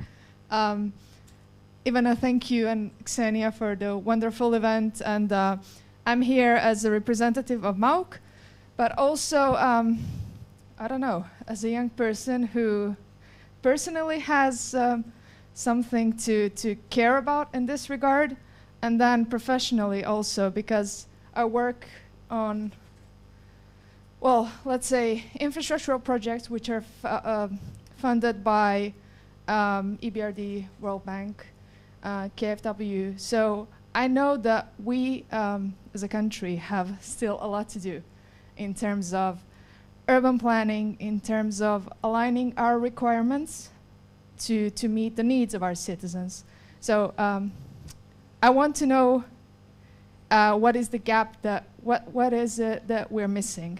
I know you spoke about London, you spoke about huge boroughs, which are still, well, for our regards, they're huge, but for London, they're small.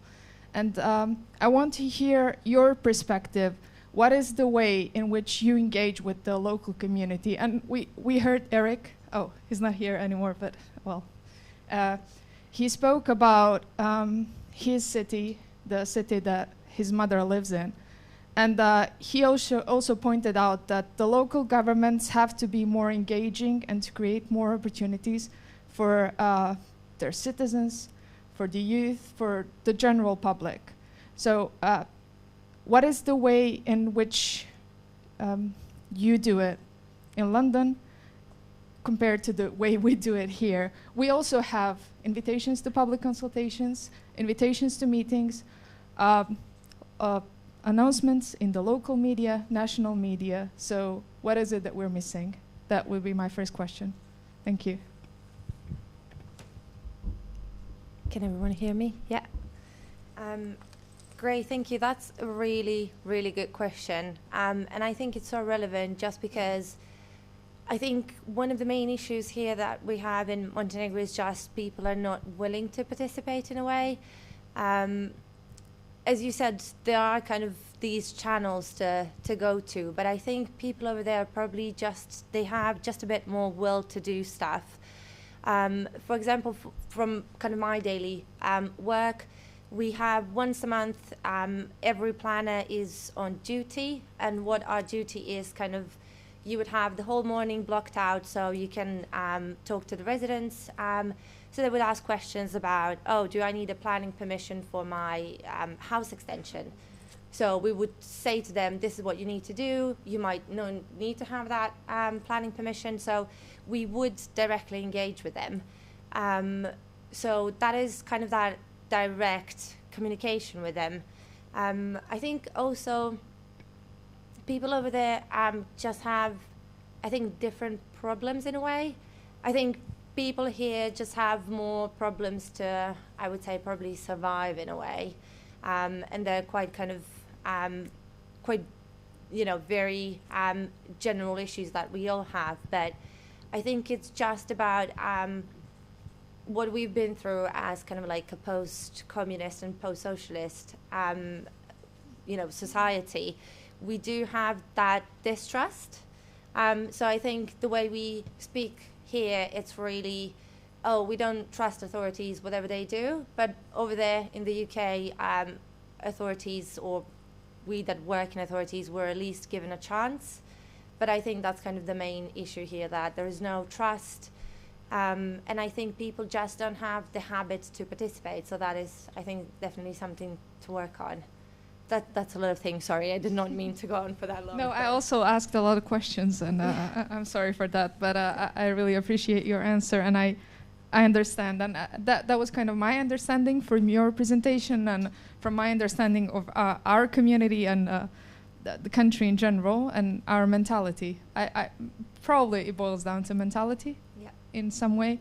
But thank you for the answer. And Eva, I have a question for you in terms of engaging young people. You spoke about mental health, and maybe this is a long shot, but do you see any space for any type of youth organizations that exist in Montenegro or that could be created that would act towards achieving all of those goals that you spoke about, towards us getting more involved as a community into creating spaces that we actually love living in and working in? And when you were speaking about office spaces, I told Milena, I look at a wall while I work. It's just a stone wall in front of my office.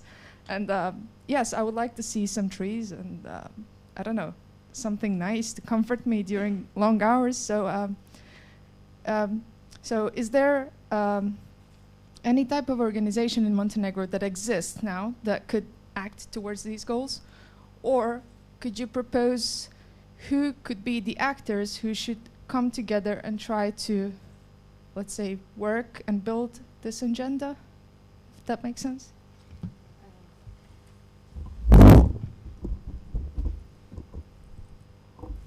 Yes, and these are very important questions.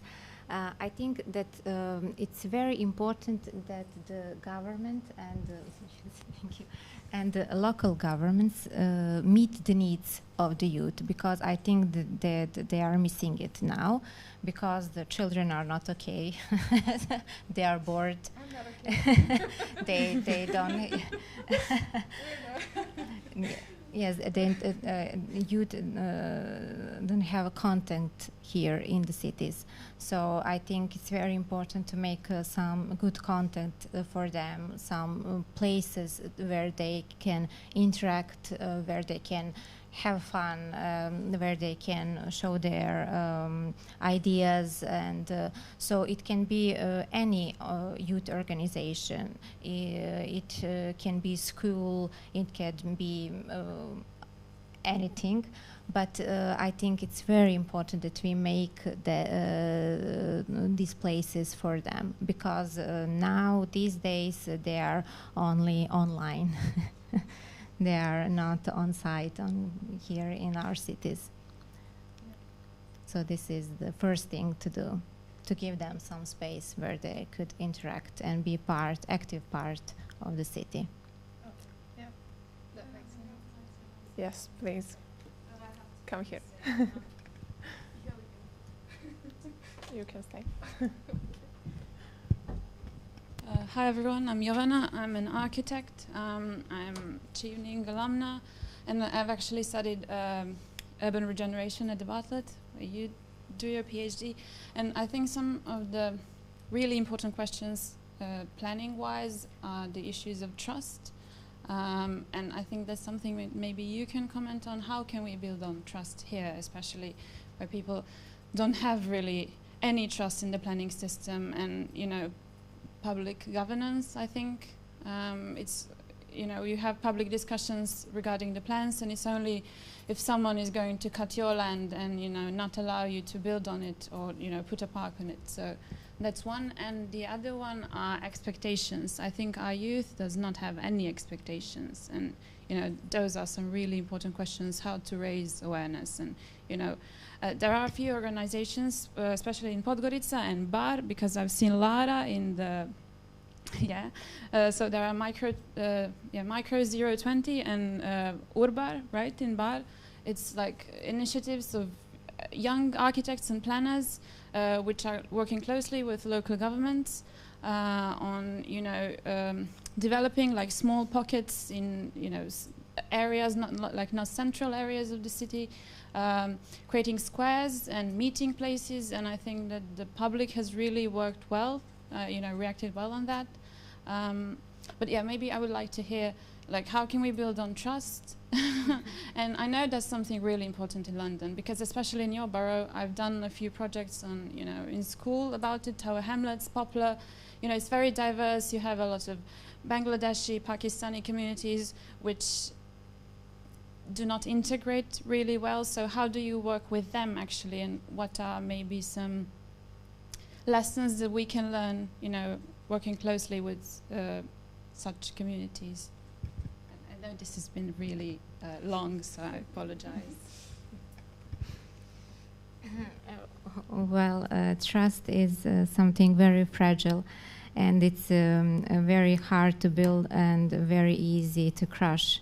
But unfortunately, we here in Montenegro have this tradition of crushing things, and that's a very huge problem, because London has a great tradition.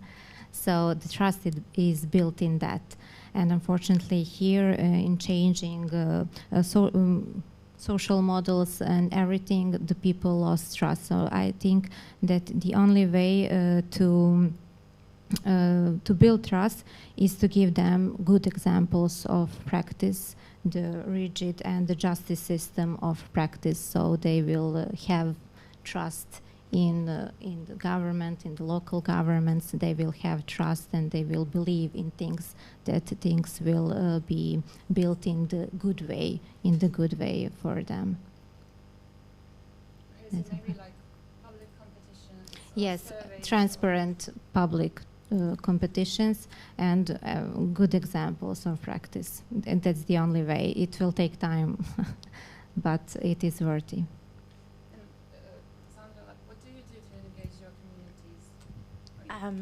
Those are really, really good stuff. I think you picked up really well on the borough that I work, which is quite diverse. And when it comes to engaging with people, I think it's really important to know what they need, what they want.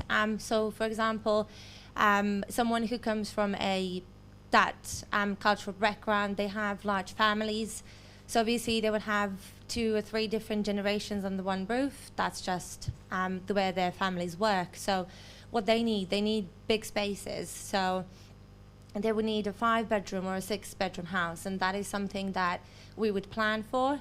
Also, these big families often have a wheelchair user within them, so they will also need a wheelchair adaptable and accessible home.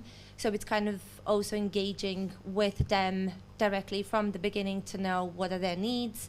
So what are the types of additional equipment that they might need in their home. So that is something that's being done by the local council ourselves directly. And then in terms of kind of having them as someone to talk to from my point of view, it's really about understanding the world that happens around them. So they would often be in these council-owned homes, and next to them there would be kind of an example that I gave. It's a very tall building, a very shiny, there would be a lot of very expensive homes. So it's understanding what they go through and the issues that they might have. So construction works, how that might affect them. So it's kind of combining all those together. But I think what often I have a feeling it also misses there in London is that human component of our work. So just understanding the other side, what they want, what they need. And I think that's something also that you picked up on as well. It's kind of, we don't know what young people or people in general in Montenegro need. So I think some simple things is like going on surveys.com or whatever it might be, kind of creating some little things that we can understand that people need is a starting point. And then it would kind of build out onto maybe the creation of new organizations or feeding into the existing one. So I think we don't need to set ourselves for a failure just because we want great things all of a sudden. I think we just need to kind of move slowly. And I think the trust that was mentioned, we are a post-conflict society. We come from the generations of the 1990s, which have been awful for everyone. So it is kind of accepting that and moving into the direction that heals that rather than divides it even further. But yeah, that's kind of something that would be kind of also relevant to the borough where I work, which is all of the kind of post-colonial people that live there in terms of oppression. So it's kind of trying to slowly build on what we have potentially already. So this particular one was really kind of just to give a bit more background on that. That is really what has been happening in London for years. So gentrification has been a problem in London and kind of some other parts of the UK for years now. So the way some of the civil society organizations in London have fought is to have these kind of particular criteria to satisfy in terms of policy. So what I talked about, social tenants can return to their homes. Their rents will stay the same just because they have had it for decades now, probably. So it is kind of giving them an equal opportunity as they would otherwise have potentially. And that is something that people have fought for. It's something that in one of the regional policy that I mentioned, which is the London Plan. So that is the way it's been incorporated. So it's, again, it's not overnight. It doesn't happen quickly. It's not in 5 minutes. This is something, which is why it's so good. It's something that's been happening for years, and people have been fighting, and people from, all different backgrounds, different professions, different income levels. So even the low income and the high income level ones have been fighting for years to get there. So it takes time. I think that's kind of the main thing. And I think gentrification is a really interesting thing. I think in Montenegro we probably have what we think are some examples of good planning, such as Porto Montenegro, Porto Novi, and similar. But when you go there, if you a normal person having a normal life, not gaining millions out of your job, you wouldn't be able to buy a house. You wouldn't be able to buy a flat, and that is your kind of perfect example of gentrification. Even though everyone loves to go there, it's very pretty, it's lovely, it has these very lovely buildings, it has greenery, but it's not accessible to everyone. So I think you are right when you say that we have been having that in Montenegro, and I think if we let it go further than this is becoming a reality on a wider level. So it is something to kind of that we have to talk about, but I think just finding these channels where we can kind of all sit together and kind of talk, this being obviously one of them. Did anyone change their mind and wants to join here? No? Then I'm going to be yes, please, both of you. I'm just going to have to ask Maria and Jovana.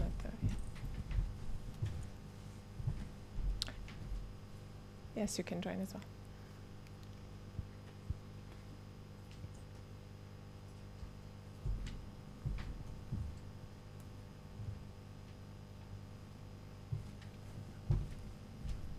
May I just kindly ask you to also present yourself?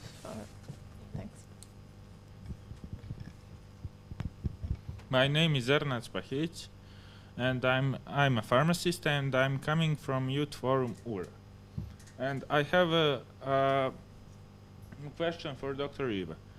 Do you think that our government should think about including medical experts into the development of spatial plan of Montenegro, because our young generations, which, for example, my generation is lost because me and my colleagues are depressed and anxious, but we should not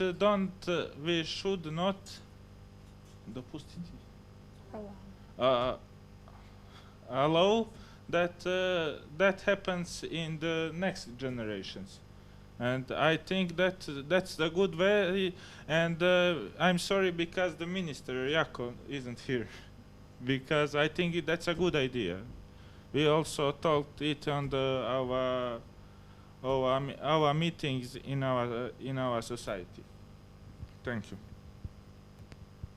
Thank you. I think it's a good idea that doctors should engage themselves. As I showed in my presentation, they are really a very large scientific body of evidence, as we call it, that connects the urban living with mental health, that connects mental health with everything, because mental health is almost everything.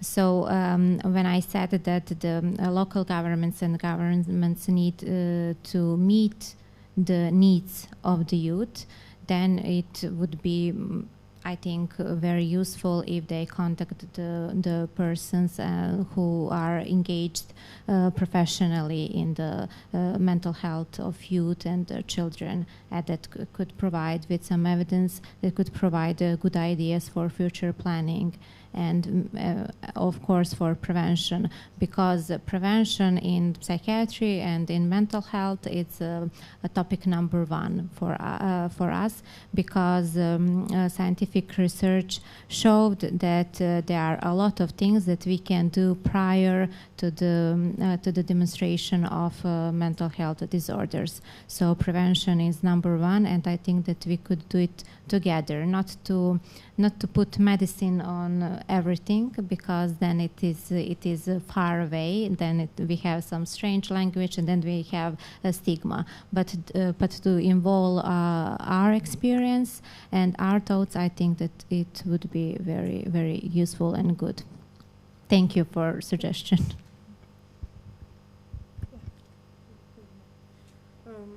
Hello. I apologize in advance. My English is a little bit rusty.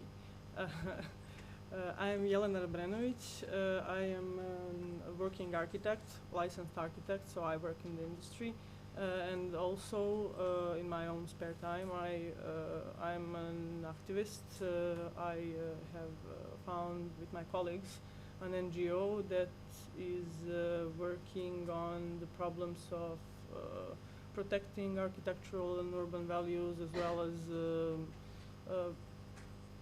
buildings that were supposed to be our cultural heritage, but are not. The organization is called CANA. It is actually an acronym, so let's just call it CANA. And the thing I was curious about, I didn't hear if someone talked about it, the communication. Well, because in fact, I think the public is very much interested, and they want to participate. And the projects our organization had showed it, and we have it documented. So people do want to participate, and they want their voices heard. But we have hit the wall, so to say, in communication with the ministry, with the local authorities, so the government and the institutions. We did a lot of research and about what you were saying, Alexandra. We actually do have, now we have, I think for like 7 years, we have this website sort of way to you know, access the planning documentation, and also the, how this, I'm going to use the wrong word here, but the public discussion, it is, we say javna rasprava, I'm not sure, yeah, public discussion. So people can, you know, inform themselves now of how to participate. It is like this for like 6 or 7 years, but before that we had like, you know, it was publicized in the media that is not very widely read. It's like official gazette or something that, you know, it's not the thing that you read when you're having a coffee. So people didn't know about them, and they were kind of, you know, hidden. This is where the distrust happened, you know. But it is actually not that much of a problem. You know, the distrust is one thing, but if you know, if you have your tools of, you know, participating, that is not actually much of a problem. You kind of found a way around it. But the communication is what was left as an open problem, because right now, with the new laws and everything, we have this, so to speak, one-way communication systems. You know, you have a website and there is information, and there is no way you can get the answers. You get the information that is that was intended for you to read, you know, and not more, not less. That is all. You know, what is actually proposed by law. So we have the communication we have with the institution is exactly and not more from what is supposed to, you know, be done by the law. So my question actually, I'm sorry for the long introduction. My question actually was, do you think there is something we can do about, you know, making this communication a two-way street? Because we did try. We sent a lot of initiatives, a lot of, you know, there is a lot of things we did to try and reach people in the institutions, but we don't receive answers. Even in the official, you know, documents, we just don't receive answers. This is like a huge problem.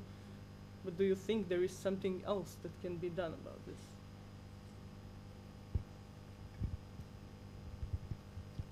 Thank you. Really good to hear about what you've been doing. I have seen some of the work that you've done, which is quite good, and I think it's quite promising to say. I think that's a common issue in what I've seen in kind of countries similar to Montenegro, such as Serbia, Croatia. You would also have in Poland, the reforms of the planning system have gone so far that they don't allow you much to do. But then on the other hand, you would have these democratic arguments where you would kind of try to get the people ongoing. What I've seen in the UK, that I think it's to some extent kind of something that you can compare, is that the legal requirement, it's such an issue because it always talks about minimum requirements, and that's always a really, really big issue. Even in the UK, you would often have everyone just meeting that legal requirement, never going above it, even though the law always kind of tells you that's the bare minimum, and you can always go above if you want to. I think that, at least in this country, I think there needs to be something on a higher level, because what I've seen so far is that professionals, probably from any background, who are willing to change the system are not out there. Like, they tend to be out there, but I don't know why they just don't get to be heard. So I think in a way it's just having some potentially even wider discussion on a country level to see if this is the same in every city. I'm sure that that's something you've done, but for example, in the city where I live at the moment, in Herceg-Novi, there's not much happening. Like, people don't know things. They just, they don't know. And I don't know if it's the case of kind of just trying to create these, I mean, this might sound kind of very idealistic, but these town meetings where you can actually say to people, this is what we need to do and this is how we need to do it. And then try to lead that change towards something bigger than one project. I think that's always the key. So I think you struck such a good chord there, because I think law needs to change and everything needs to be within the rule of law, which is always an issue for so many things. But I think that is kind of the main thing that should go for. I think it's also about finding people such as yourself, your colleagues, and I think everyone probably in this room, who are willing to do things and kind of putting them in different organizations. Because I think one person can change things. It's just putting them in the right organization, in the right position. So I think it's just kind of trying to go wider and to go into the formal channels as well. I think what sometimes gets to be an issue with NGOs is that they tend to be in the system, but in a way outside the system. So I think it is trying to get into the formal system to get that going. And I think what I probably don't like, but it's true, everything is politics. And I think it is about having politicians who are willing to change this. And I think that is something that the new generations are likely to bring, just because they don't have the same wounds as the people from before. So I think it is kind of just realizing that everything is politics and that we need to have people in the right places to do right things. So I think from what I know from your work, it's just kind of continuing on to that and building onto the every little thing that you can build onto. But again, I don't want to sound unhelpful, but I think the legal side of things needs to change. And I don't know if that's some, very wide petition that needs to go to the parliament to say, this is what you need to discuss, and this is something that's a matter of public benefit, and it should be a public discussion. So I know that authorities and municipalities here are quite closed. I mean, sometimes even if you go to get a document on your own, you can only go between 10 and 12 on a Thursday, on a third Thursday in a month or something like that. So you find that out only after you've been there once. No, already. exactly, yeah. So you have another month to go to until you can come and speak to a person. So I don't know why people who work in authorities don't want to speak with other people, because that is what they would want it if they come. Well, there is the mistrust on that side. Yeah, I would say. I know, and it's just about, I think what people also, I don't want to go into another additional topic, but I think people that work in authorities need training, because they don't understand that this is a pluralist system now. It's no longer, your socialist system that you previously had, where you had a single political party. It's pluralist. Everyone has a right to say their own things. That's just the way democracy works. So I think they need to understand that someone who's outside of authority as a citizen should have the same amount of say as someone who's inside as a planner, as a legal person, whatever they might do. So I think that needs to be, it is a wide set of issues. I don't think it's a single thing, but if we do want to point out one thing, I would definitely say it's the law, because everything you can or can't do, it's prescribed by law. So, and I know that probably legal people would say that if something is not prescribed, then you can potentially say you can do it or can't do it, but it is kind of trying to get to that. I don't want to go too far on that, but I don't know if that made sense, but I think you definitely, that is the way forward. I think what you've been doing and what you've been just saying, that is the way to do it. It's just making sure that everyone understands it, because I don't think that people see the same benefit. Can I just Yes, What- I actually what wanted thing? to invite you to discuss on this and what it would be one single suggestion that you would make to make your work easier and engaging people as well. One single thing on a policy level that could be done to make your work easier and, you know, kind of build up the trust in the process. I have to, you know, You can, separate, yeah. separate in that question. I have to actually see if, because I work as an architect, as I said, as a licensed architect. This is, I think this one covers me. This is the job that pays my bills. And on the other hand, I work as a volunteer in an NGO that is, you know, questioning these problems that we have and trying to make a difference. But actually, when you mentioned the law is, as they said from the ministry, they are in the process of, you know, making the new law. So it is supposed to happen one of these days. But I don't see the participation yet.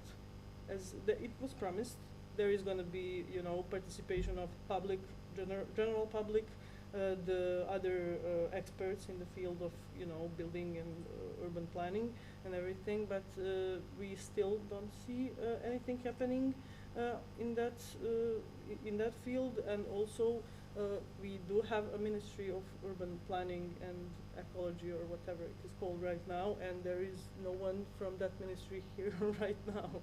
This also says something about it. I mean, we are all very much aware of the change of the political, how do you say, the system? No, not the system, it is the regime. We had one party for 30 years, now we have different people, but we don't see much difference in what is actually been done in any area of, you know, space production or planning or whatever. So, back to what you said. What would I recommend, or, you know, just tell someone? I have to separate from my role as an architect and my role as an activist for my own, you know, ethical reasons. It is a very I'm so sorry, I'm lacking words, concentration. It is it is sort of a question of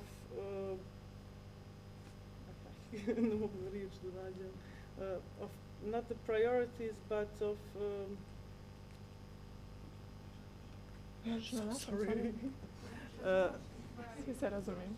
Onoga što dobijamo iz ove priče. Benefits, but benefits as a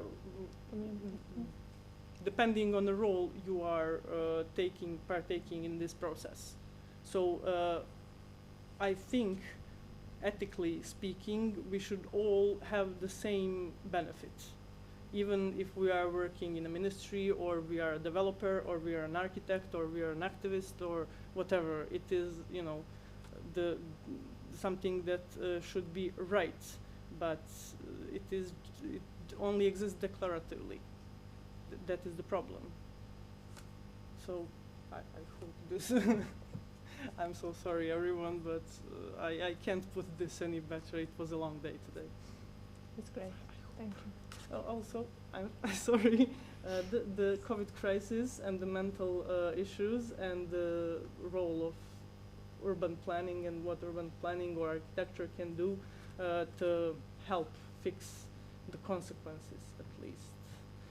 Is there a way of, you know, the people from health, you know, doctors and everyone, to participate in work that is done by architects and urban planners? It is an interdisciplinary work, you know, urban planning. So we should include, you know, people from economy, people from healthcare, people from schools and everything. But it is also declarative. It is not very much done. So is there a way from people from, I understand that you are from healthcare. area of expertise. Yes, to try and get. I mean, it's not that you don't want to be involved. I'm guessing you do want, but is there a way of, you know, način na koji pravno, zakonski možete ući u taj okvir, tu priču? Da tražite, da zahtijevate to. Zato što je to nešto što bi znatno olakšalo život ljudima koji se bave urbanim planiranjem i arhitekturom.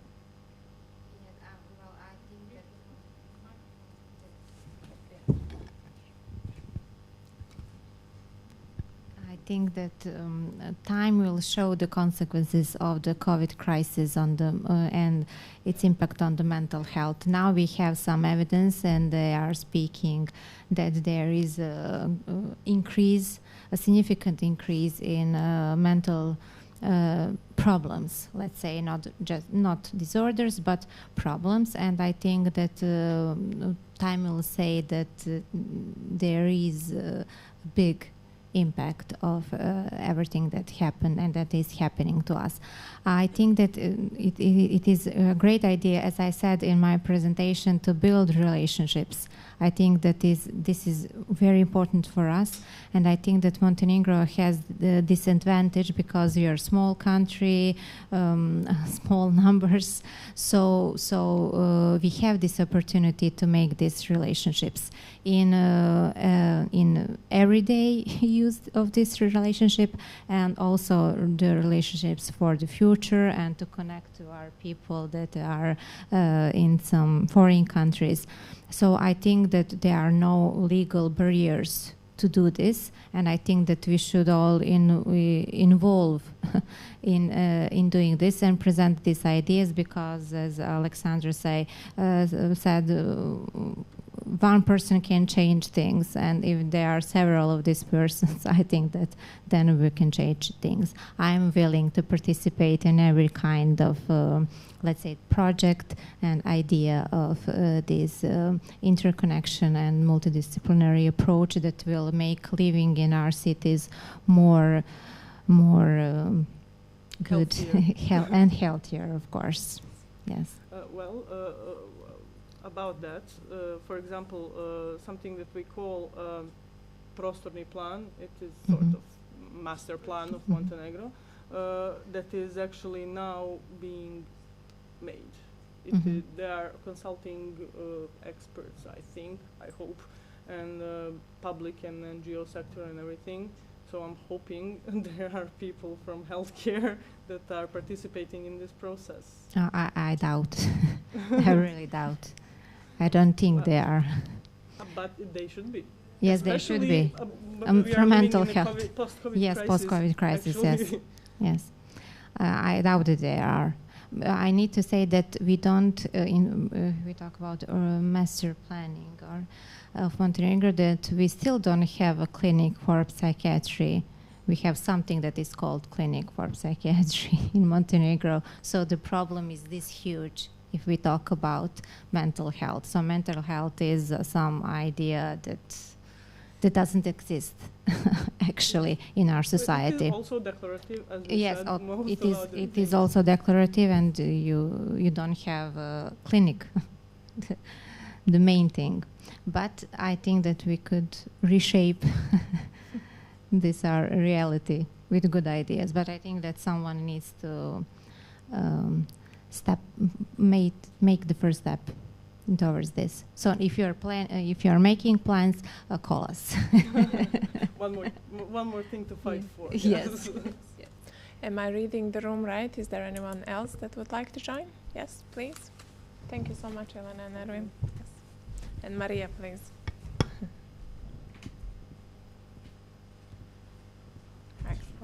Dogovor.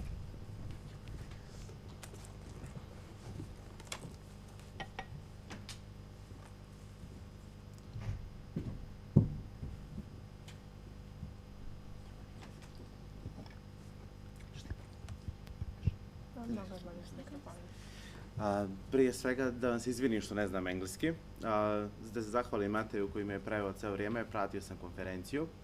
Prije svega želim da se zahvalim organizaciji koji su me zvali na ovom događaju. So first of all, I would like to thank those that organized the event and actually invited me. Bitno je napomenuti da ove teme su jako bitne i veoma važne za svu populaciju u svijetu. These topics are actually quite important for all the overall and general population, not only here but worldwide.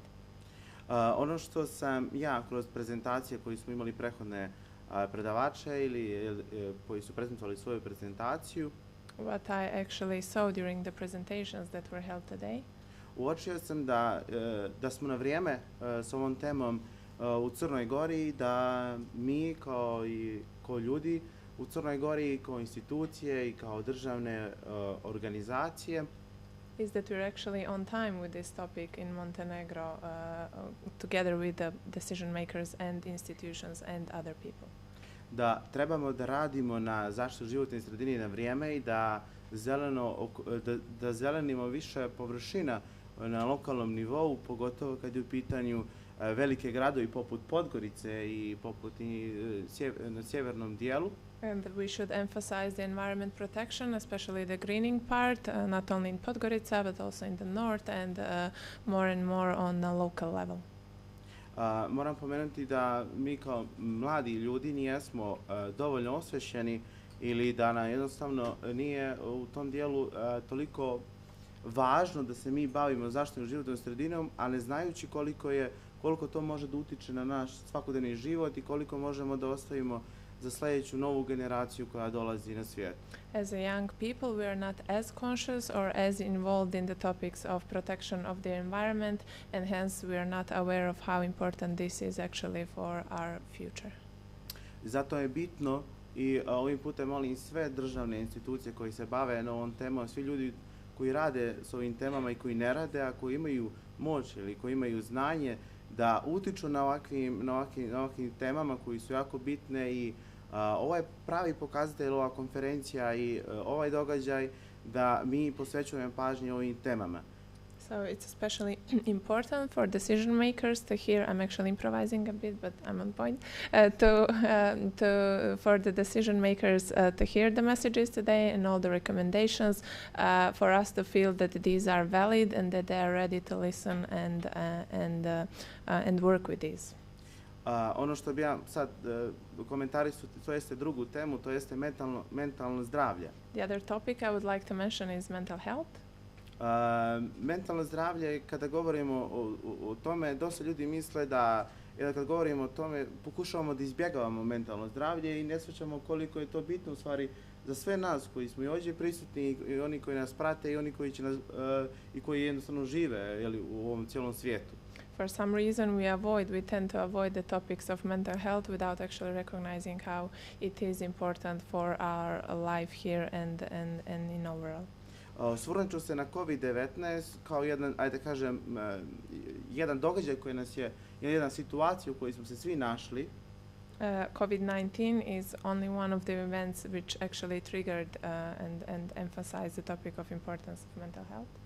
Koliko je to u stvari na sve nas i ljudi koji se bave neđe i sa zdravljem, koliko je loše uticalo na samo pomenutu pandemiju, zatvaranje u jednom prostoru ili koliko je to uticalo na nas da jednostavno da neće biti lako da se oporavimo sigurno narodnih 4-5 godina. And it has a bad influence for our mental health, both mid-term and long-term, and we will need a couple of years to actually recover from the influence of COVID pandemic on the mental health. A posebno, ja sam ovdje ispred jedne romske organizacije, Centar za afirmaciju repopulacije CARE. And I'm here to represent an organization. Can you spell out the name? Center for? Za afirmaciju repopulacije. For affirmation of repopulation, Roma and Egyptian population. Zašto sam ovo pomenuo? The reason why I'm actually mentioning this is zato što je romska populacija egipćanska je zaboravljena u jednom dijelu i koliko nijesu bili, da kažem, njima posvećena pažnja kada govorimo o mentalnom zdravlju, pogotovo mladih ljudi koji su naviknuti da svakodnevni život iskoristu napolje ili da kažem u svom dvorištu. Because Roma and Egyptian population is actually forgotten when we speak about the topics of mental health and their inclusion and participation and actually care about their own well-being. Kada govorimo o romskoj zajednici, svi smo svjesni, svi neđe i znamo koliko je ova populacija dosta isključena iz svih bitne teme iz svakodnevnog života, pogotovo ljudi koji žive u nekim grupama, u naseljima, negdje gdje je potpuno van, da kažem, jednog grada, jednog funkcionalnog grada i koliko se slabo njima posvećuje pažnja baš na ovoj temi. Mi govorimo o inkluziji, govorimo o temama kao što je nasilje, ugovorne brakove, pa neđe manje više obrazovanje i sve to govorimo u tom dijelu.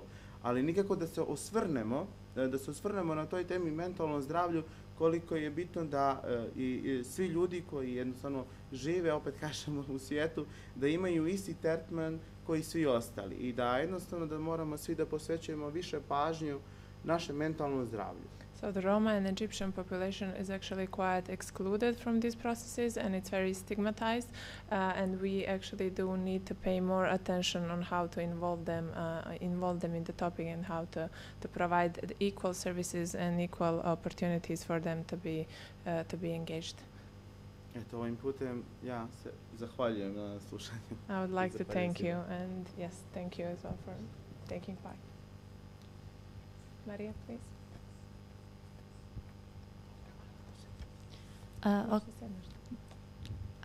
It's okay? Okay. So I'm Maria Marash. I'm one of the members of the Chevening alumni crew. So it wasn't my intention to speak today, but the topic was very inspiring. So I have maybe two brief observations and two questions, if you can comment. So first of all, I studied public policy. So policy is something I'm interested in very much. So responsive, sensible, inclusive policy and logical. Now I think it's more relevant than ever. So I have a feeling in Montenegro, all public consultations as a key, let's say, segment of really responsive policies has gone to a national level. So it's either, as you mentioned, it's either website consultations or some kind of national level public event. So the thing that we are seeing in the movies, like speaking directly with local communities, having local debates, is something that me personally, I think it would benefit. Maybe it would engage people more. So what would be your opinion about planning, about decision making in general? So should we take it to the local level and not keep it as it is? That's my first question. And the second one is, I'm very glad to see you, Eva. I was very happy when I saw you on the speakers list. Recently I've engaged into, let's say, educational adventure, which allowed me to get involved more with people, 18-year-olds, 19-year-olds. So my impression is, and I apologize because now I might sound like my parents, my generation, your generation. So I'm beginning to sound like that. I have a feeling that like younger generations now have, first of all, have lost interest, like genuine interest in things, and second of all, have lost sense of others. So everything is self-oriented. So I would be very interested to hear about maybe some scientific, let's say, feedback on the issue. Are we proving that having less is having more? Because now everybody has more opportunities, and I don't think that everybody's using them. Thank you. Thank you. I think in terms of the scale, even kind of thinking about any meeting, if it's too large, you can't get everyone to speak. So I would definitely say that the smaller the better, just because it's easier to get everyone engaged.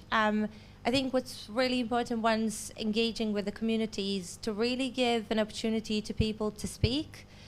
I think some people obviously have kind of social anxiety. They don't want to speak in front of, the public or other people or whatever that might be they're struggling with. So I think it's also kind of realizing that with people and kind of trying to see what works with everyone.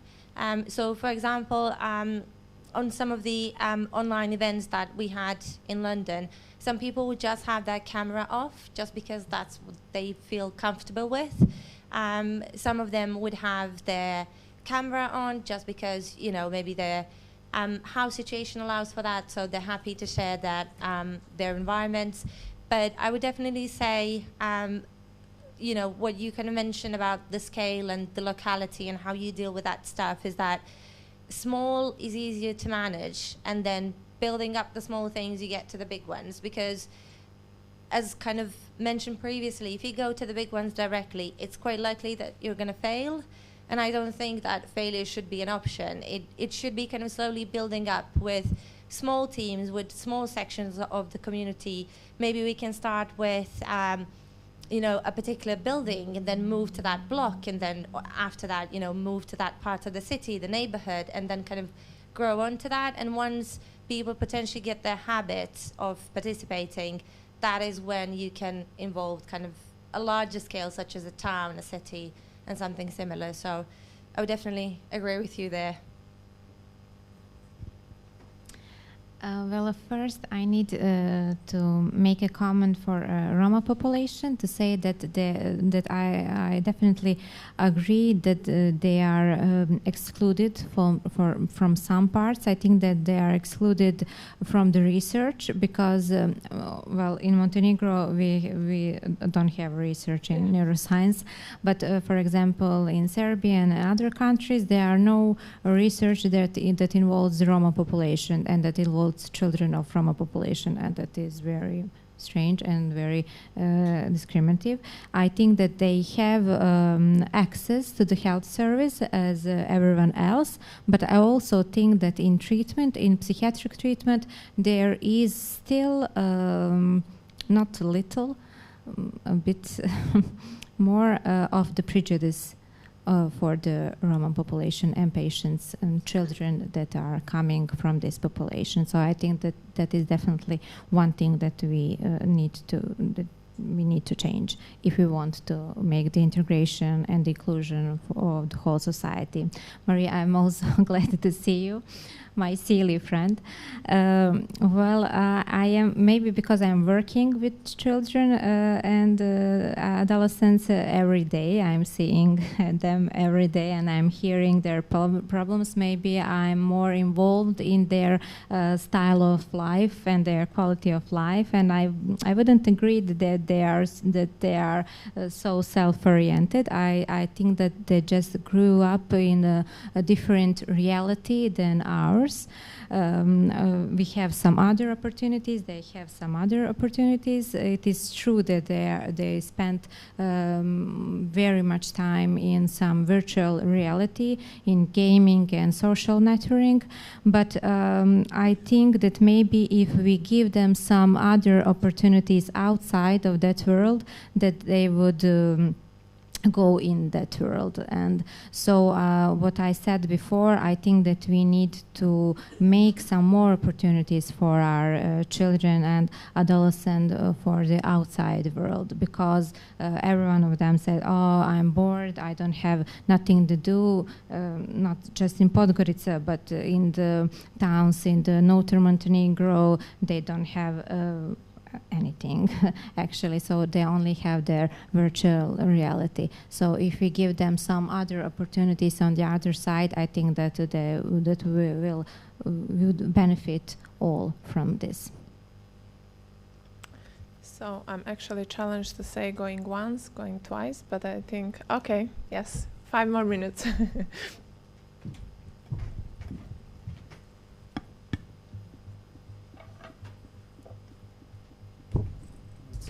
The only one? Yeah, thank you. All right, my name is Damian. I'm here in front of the organization Ecologic that is working with urban gardening and school gardening in context of sustainable and green cities. So my comment would be regarding you said about like the law. You know, what we should do is improve the law.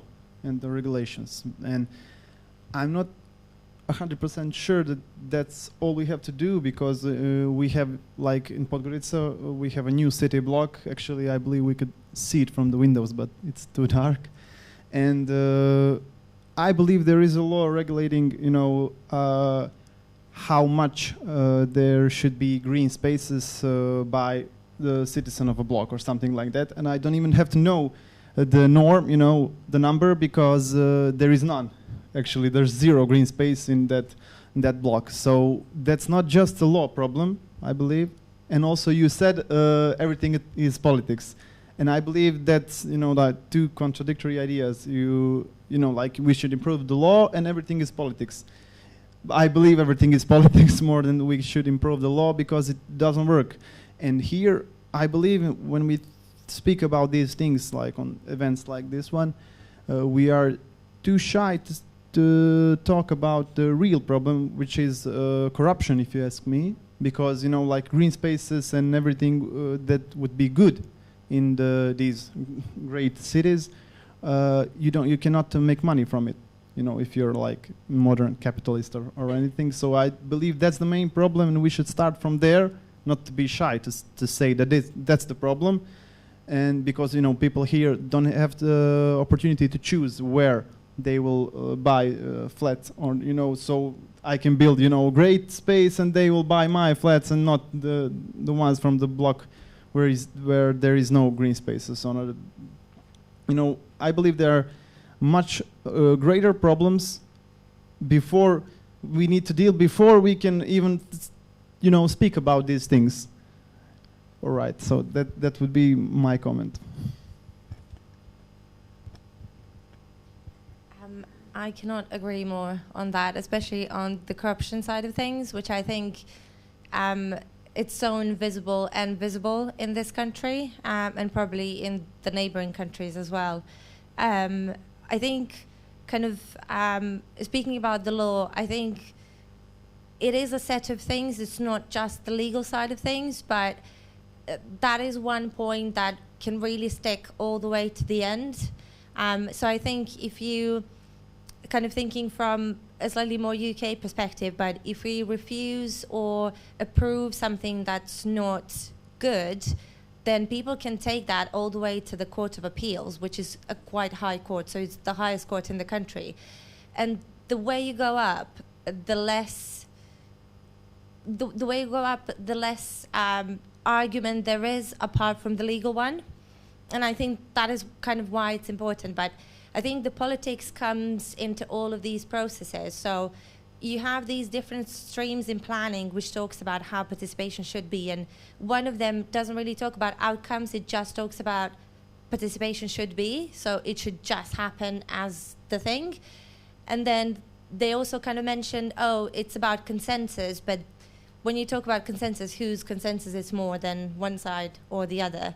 So to that aspect, I think there's much more than that. But I think even when you talk about corruption, if you kind of try to make it more transparent, like if you don't applaud these people who actually do corruption, as I think most of them do, because I think this country has a lot of poor people, so there is one agenda, on, like one item on everyone's agenda probably. That should be something that should come out. I think construction, architecture, planning to that extent is a very good pool to bring all of these corruptive businesses, especially construction as it is kind of the way you would kind of work out the logistical side of things and the financial of buildings. And that is something that should be transparent. So in the UK, there is a requirement to build social housing being for people on the lowest income. So the minimum is 35% of all flats that you would build, but then the way we would scrutinize if you can provide more than that, or developers would say, oh, we can provide 20%, they will need to give us with a very detailed financial side of things to say, this is why we can't provide more. And that is where you get to deal with that side of the corruption. I think what we also don't realize is that you have authorities, but you also have developers who build these homes and different spaces and all those kind of things. And they are another stream that we need to talk to, because everything is private-led. We no longer have kind of public-led housing development. Everything is done by either the people with capital in this country or, you know, FDIs, foreign direct investments, and similar. So there should be kind of that understanding of who are all of these different peoples that should participate. But kind of not going too far away from that, it is really about how you see the process of participation. And I think what Jelena from Kana as well mentioned is kind of what is the benefit, what we all get from that. And I would definitely say it's really this creation of society. And I think that should be everyone's benefit. That should be my benefit as a citizen. That should be my benefit as a plan in the local authority. That should be my benefit as a politician. Not that I am one or I'm going to be one, but that should be on everyone's agenda. It should be the creation of a society that works. We all live in these cities. Our parents live here. Our children will live here. I don't know, our friends and so on and so forth. You can kind of name the list of people that you care, and you should really do good for them. And I think that's kind of what drives me, at least. It is kind of thinking about those things. And I think if everyone has just a bit of that mindset, I think we're on a good path. But it will probably take some time, especially with that corruption side of things, especially that you mentioned. As much as I'd like this to continue, I think we tested all possible limits of Alexandra. And Eva, thank you so much for joining. Thank you both. Thanks for everyone that participated. Just to end, sort of say on a note that you said, you know, we need to speak about the problems. This is exactly the format that we, you know, consciously decided to take so that people can come up here and talk about the problems openly, rather than, you know, being there behind, just posing a question and then that's the end of the story. We have an interactive workshop tomorrow. It starts at 10, so just a technical information. Anyone that would love to join tomorrow should come here, not at the reception, not outside, but literally in this room, because it starts at 10 and it starts by a walk through a city. It's going to be very interesting ones. There are 2 experts from Humankind City that will lead on that workshop, and please come and join us. Also, please, if you have some colleagues that you think this discussion was well worth it today, you can share the Facebook Live link and you can invite them to join you tomorrow. And once again, thank you so much. We do have a cocktail. I hope that everything is still in place, because we're at least 1 hour behind. But once again, thank you so much in front of the UK alumni in Montenegro and those that actually supported us to have this, to open this innovation forum today. Thank you so much.